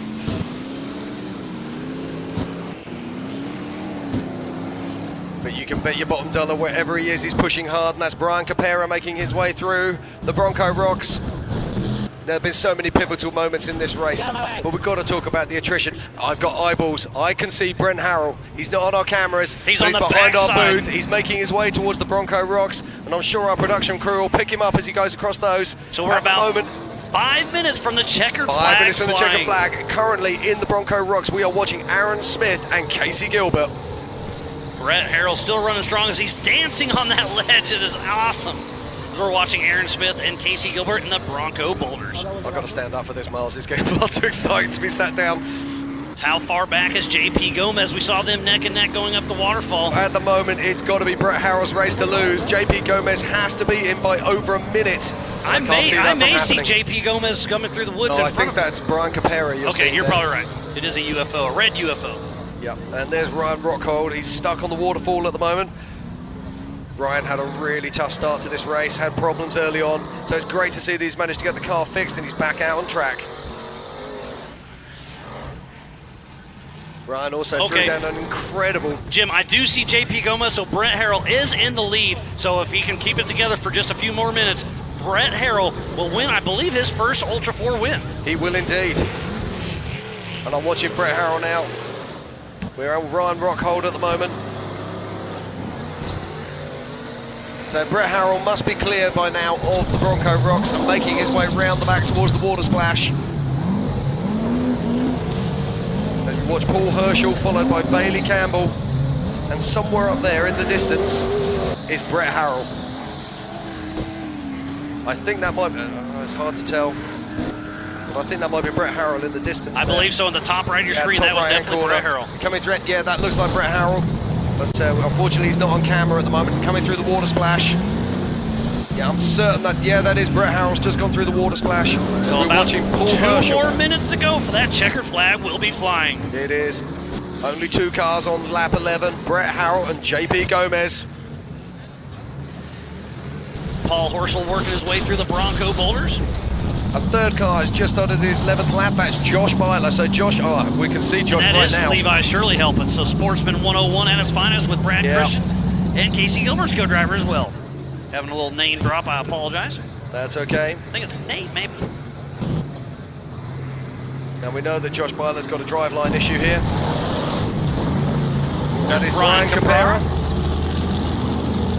Jim, it's been a great day of racing. It's been a great event overall. So much action going on this entire event, and we are a minute away from the checkered flag to fly for the 2022 Method Race Wheels Legends of the Fall. Now I think I can see that. I think that's Brett Harrell coming through the Recaro Rocks right now. Ladies and gentlemen, we are literally moments away from crowning a champion. He's got lap traffic in front of him, but he won't mind that. I don't think he'll catch him. Casey Gilbert and Chris Branton, I think have enough time. I think he will. The car will feel light in his hands. He'll be giddy. He'll be hoping. He'll be wanting. He'll be pushing. So we are just about to wrap up this race. Not wrap it up, but first place, Brett Harrell's about to grab the checkered flag. This is Casey Gilbert, followed by Christopher Branson, and just behind him is going to be coming very shortly now, Brett Harrell. Here is Brett Harrell taking the checkered flag and taking the win here at Legends of the Fall 4400 class. Just wow, wow, wow. Unofficial winner, Brett Harrell just put on a clinic out there. He has got to be so excited. He's got his entire family here, and I believe he just won his first Ultra 4 USA win in the 4400 class. Congratulations to your unofficial win, Brett Harrell. Indeed, and now it's all going to be about who's going to be 2nd and 3rd. At the moment, it looks like it's going to be JP Gomez. He's approximately 2 minutes behind Brett at this moment in time. And then it's going to be between Josh or Rusty Blyler. Paul Herschel still in the mix. I think it's going to be Josh Blyler. Should get that 3rd position. But it's anybody's race still. It is anybody's race now. Josh is a wounded soldier at the moment. He's got a left front that's not pulling properly. Oh, JP Gomez just went through the timing loop, so he'll be in here in about 30 seconds. And that is JP Gomez.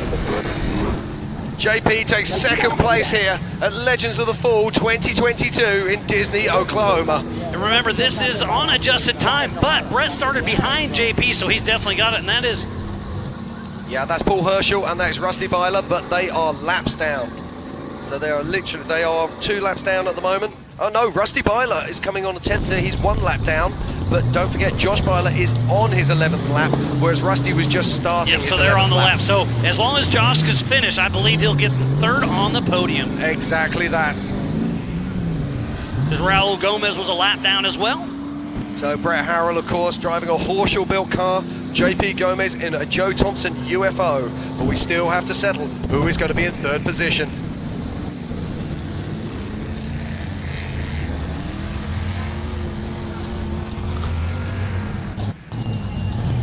What an amazing race we've had today. It's been fantastic. The crowds are amazing. The place is amazing. The racing is incredible. I love Ultra 4. This is why I've traveled halfway around the world to be here. Absolutely. I've chased this Ultra 4 for such a long time. Started going to King of the Hammers back in 09, playing in the pits, and now we get to call these races with some of my best friends while my best friends are out there on track. And speaking about that, and again, I'm just going to give a huge shout out to Zandy Willems and the entire Rufus Racing crew for coming out here in full force. We're going to miss you forever. Zandy Willems. Race hard, dude. Race hard.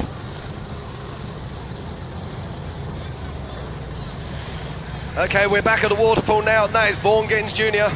He will not surrender. He will not give up. He will give every last he has. Levi Shirley out the front there trying to work that winch rope for him as we cut back to Philip McClinton. Enduring West solid axle Jimmy's car. And there is Rusty Byler. And this is a fun fact. The Factor 55 Joker line, every single car did hit it except for Brian McVeigh, Brent Moffitt, Levi Shirley, and Chip McLaughlin that were kind of out of the race. So all cars have absolutely cleared the Factor 55 Joker line. Yeah, Casey Gilbert making short work of the waterfall there as we watch Brian Capera, followed by Marquez Gomez. 2 UFOs coming down through Little Blue. And Brett Harrell had a pretty consistent 9.5-minute lap through this entire race. Yeah, it's absolutely remarkable. We're going to have to look back at that moment, that one moment in the race where Waylon Campbell didn't come into pit. Yeah, I mean, that shook up absolutely everything. I'll be interested to see what exactly happened. Yeah, I'm sure we'll be able to get that young man up here. And I can see Josh Byler. Josh Byler is going past the back of the hot pits right now, making his way towards the Bronco Rocks. So he'll be in here in about 5 more minutes, so we'll see if he's going to wrap up 3rd position for the 2022 Method Race Wheels Legends of the Fall. Yeah, there's only 3 cars that have actually completed. What 2 cars that have completed 10 race. laps. Jim, this has been so much fun. I love working with you. We've got such a great team behind the scenes. We're calling this work now. Absolutely. I mean, it's so much fun, so much action, so much everything. And there's Josh Byler in the Bronco Boulders, that Miller Pro he's chassis. got to be so careful here. When you've got a front broken axle shaft, it's so easy for something to go wrong, so easy just to pop that car into a hole and end up just spinning around and going nowhere. It takes great skill and concentration to be able to keep these cars moving when they're in that condition. The attrition rate definitely set in on this race. What a great show. But it's amazing to me, and it's the same whenever we go to King of the Hammers. It starts out with 100+ cars. That first lap, there's almost 0 attrition, and then all of a sudden they just start dropping like flies, and that's what we've seen here today. And I think this is like a mini Hammers race. It really is. This is Ultra 4 USA at its finest. I mean, we got the high speed, we got the legit rock crawls, the ups and downs, the high speed. Water crossing's a little interesting here. It's fun to watch. I'm glad I'm not wet up here in the Nitto studio. Bailey Campbell, she's still on a charge, still trying to make up time. This will be interesting to see how it shakes out for Bailey Campbell. Yeah, now she's actually coming in at the moment. I'll bet you Bailey Campbell moves into 2nd or 3rd for the Nitto National Championship, but I think Josh Byler's going to lock it down. Yeah, I think Josh Byler, when he crosses the line, he's going to be a lap ahead of Bailey Campbell. There's Casey Gilbert heading down the rigid Little Blue section. Now, he's not had the best of days, but what he has done is he's kept running. He's made sure that those wheels keep turning. And a special thing, Pit Justice just finished for Rufus Racing. Oh, that's fantastic news. Great stuff to see Pip Justice crossing the line in the number 4 car. Racing for Chip McLaughlin and Zandy Willems. Our hearts go out to the entire family, the whole of the Rufus family. We just love them so much. And here we go again. It's Vaughn Gittins Jr. at the waterfall. In fact, I think he's actually deciding to call it. They probably radioed in and said basically the race is over, so why beat up the car anymore? I don't know. Oh, maybe getting another line. Yep. He's got no front wheel drive at all now. Sometimes you just got to bump it. Yeah, it's going to be brave to try and punch it up there. That's remarkable that he's even got that far, if I'm honest. I want to thank each and every one of you here on site and back at home for staying tuned in to the 2022 Method Race Wheels Legends of the Fall. It has been an amazing event. This racing has been so much fun. It's been great action everywhere. Just want to thank each and every one of you for being a part of it. As Marcus Gomez we saw there just a moment ago going through the rocks, I look like he might have also a flat tyre.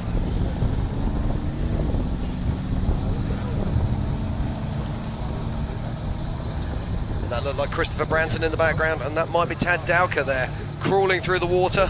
In Bambi, a 2-seat solid axle Trent Fab here he is, right now, about to cross the line. Is Josh Blyler, I believe, unofficial third position, and I think he just locked down the Nitto National Championship for the national side. So congratulations, unofficial winner for the Nitto National Championship, Josh Blyler, and third position for the 2022 Method Race Wheels Legends of the Fall. Yeah, just looking at our current leaderboard at the moment. In first position, it's Brett Harrell. In second position, it's JP Gomez. In third, it's Josh Byler. In fourth, currently, it's Rusty Byler. In fifth, it's Cody Hardesty, but this could change. In sixth is Raul Gomez. In seventh is Paul Horschel. In eighth is Bailey Campbell. In ninth is Marcos Gomez, and it could be 10th, Chase Caprara. It could change up a little bit. Marcus Gomez could actually jump up the leaderboard. He's still driving on course at the moment. I think you're going to see Marcus move up the leaderboard shortly. And that is Marcus Gomez there, and he does have a flat rear tyre. He'll be in here in about 3 minutes, it looks like, as long as that flat tire doesn't hurt him on the Yukon launch or the Recaro rocks. Yeah, it's going to be interesting to see. But Cody Hardesty, I've got to say, he's had a fantastic race. Completed 9 laps, or completed 10 laps, should I say.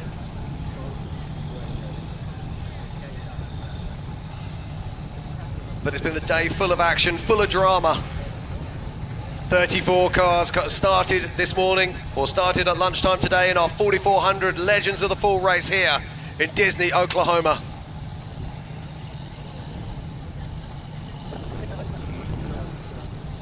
I'm not sure how many cars have crossed the line, but there's only 2 cars that have completed 11 laps.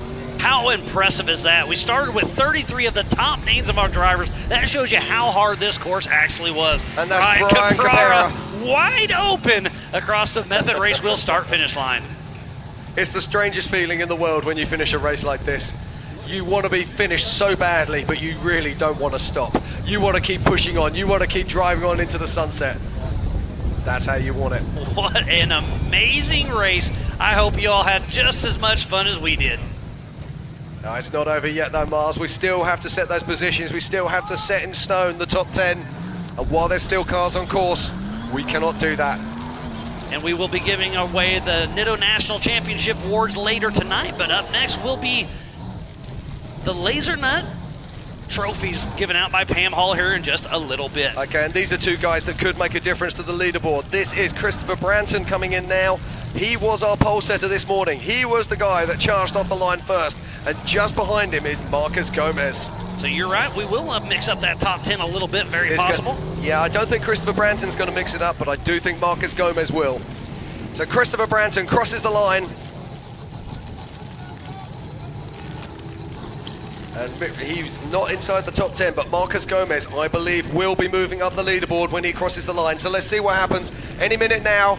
And there is Marcus limping his UFO across the line. With a right rear flat tire, that car is beat up a little bit, but it's still running. 3 wheels on my wagon. He crosses the line, Marcus Gomez. Looks like he stays in 9th spot. Yeah, he stays in 9th position. So it looks like we do have a top 10. So in 10th position is Chase Caprara, unofficially.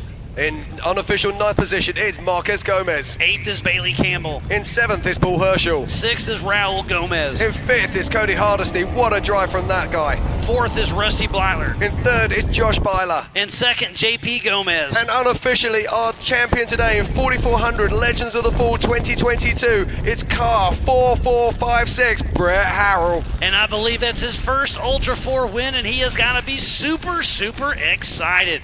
And don't forget, here about 4 o'clock, the NRRA is going to hit Nasty Girl just behind us, the Amsoil Hot Pits. So be sure to stay here in front of the Jumbotron and check them out.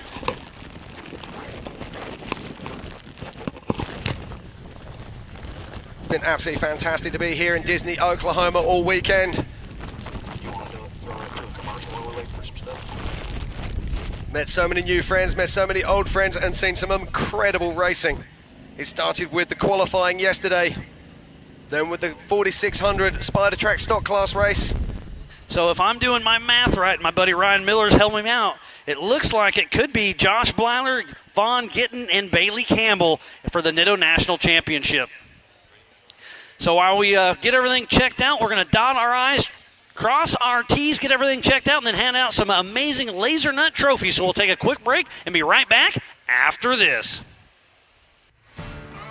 Bronco, an American classic, returns.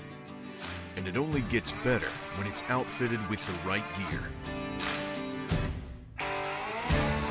From bumpers to winches, rigging accessories, suspensions, body armor, and wheels. You need a full array of gear to outfit your Bronco for adventure. Get them now at warn.com.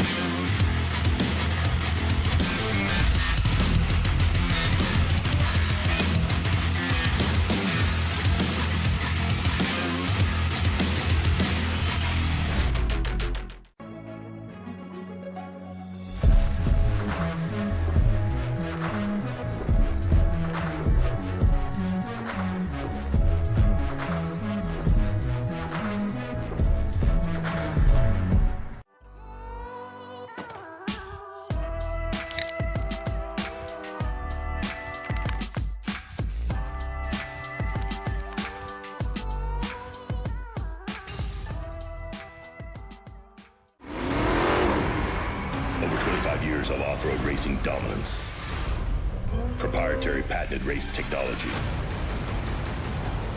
proudly made in the USA, unparalleled customer service and support. The choice of champions, King Shocks, the leader in off-road shock technology. The Ford Bronco is back, and 4 Wheel Parts is your Bronco aftermarket headquarters. Whether it's a wheel and tire upgrade you need, or an all-out overlanding build, 4WP's expert staff and lineup of in-stock products are ready to help you do your Bronco right.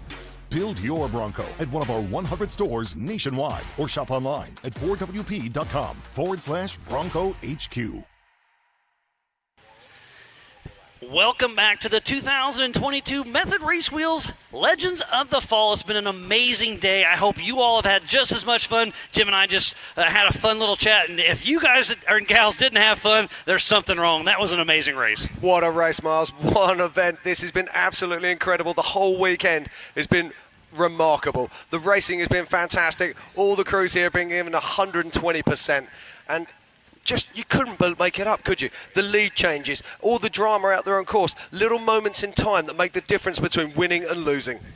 It's been such a great fun. I've had a lot of fun up here. Come on in. We got another fun guest to hop in the booth with us. We have Mr. Dustin Jones. He's been running around having some good time. He's been hanging out with Mid-America with us. You came to Visions. You've been checking out all weekend. You still got your jorts on. Man, these are my insulated jorts. So even cold weather, rainy weather, I can wear these anytime. Yeah, it's been so much fun racing today. There's so much other stuff going on outside of racing. You've been kind of checking it all out. What's your take on everything this weekend? Dude, I got to tell you how wild this race we're just wrapping up was. We were down at the waterfall, which these 4,400 trucks were going up the waterfall. So when they come in a pack of 3 or 4 together, you talk about get out of control. And literally going into the last lap, we watched 1, 2, and 3 come up to the waterfall within 30 seconds of each other. And it's who can get the cleanest hop up there. So there was some really, really serious carnage down there. Yeah, you got to see some great stuff. But it sounds like we may have Pam Hall down there with a quick little interview. So let's throw it down there and see what she's got. Pam, what do you have for us?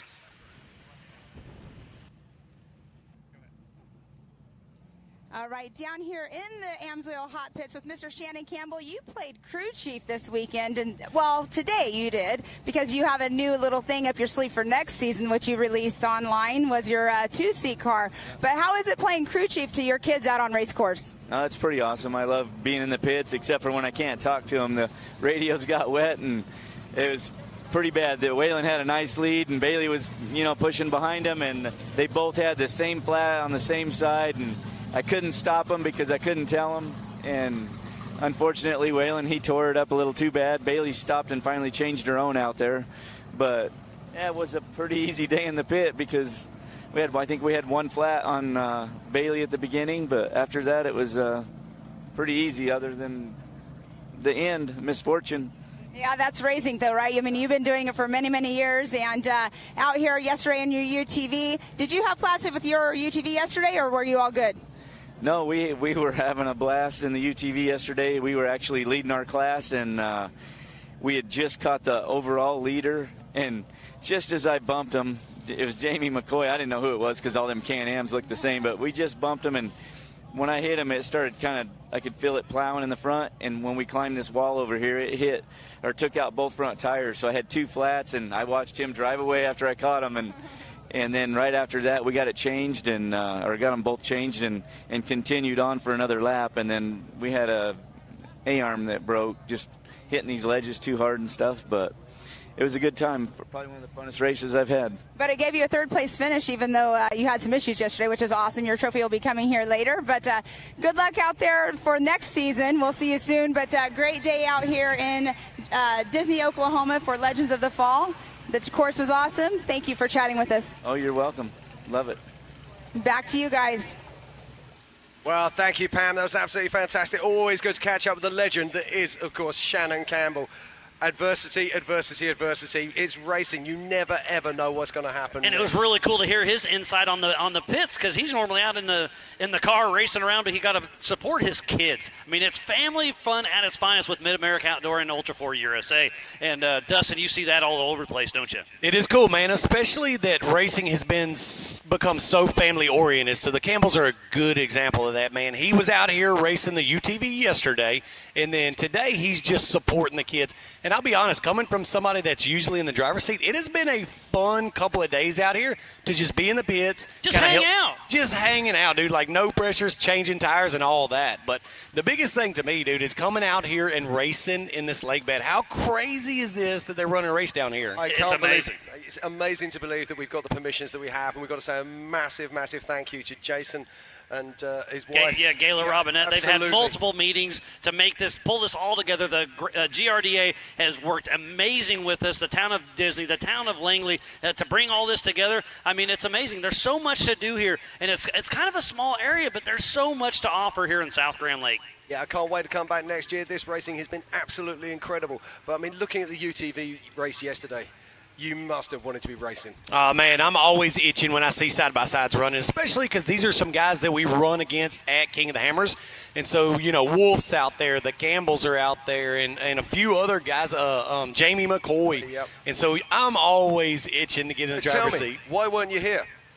Oh, he is here. But why aren't you racing? I'm here. It's tough to run so many cars. So we're getting ready for the last race of the season. We're in the hunt for the championship. I have to race in Las Vegas next weekend, and that's the last race of the year. So it's rest up, relax. It's my 1 week cycle before I get into the driver's seat, and so I got to be careful. But I believe you're going to be coming to the first race of the Ultra 4 USA season out at King of the Hammers in Johnson Valley, aren't you? Oh, King of the Hammers, you do not miss. And the Ultra 4 opener, that's what everybody shows up to. Because you guys know from being around racing, the first race of the year kind of sets a tempo for the season, and everybody wants to open the season with a win or a good finish, so they get wild at the first race. Absolutely, and it seems like you're pretty hyped up. Let's explain what got announced last night with Travis Pastrana bringing a mini Pastrana Land to Mid-America Outdoors here just outside of Jay, Oklahoma. Man, that's a crazy step up there. So I know Travis really well. We've been out to Pastrana's Land several times, and that dude's always got some cool ideas rolling around in his head. You forgot to text me, remember? Yeah. I meant to send y'all both invites when we went out there. But Buster got lost in the post, yeah? Yeah. I got to check what happened. I may not have hit send. But he's always going to do something wild. He's always going to step it up, and it matches kind of what you guys have done out here at Mid-America, pushing the envelope, always going a little farther. Well, when you bring somebody like that in, it complements a relationship so well that Travis, man, if he builds a track up here and starts the racing, it's going to be on another level. It's going to be absolutely insane. I can't wait to see what's in the future for Mid-America Outdoors, Ultra 4 USA, the Championship Series, pit bikes. I mean, the rodeos. There's so much going on out there. It's going to be an amazing year.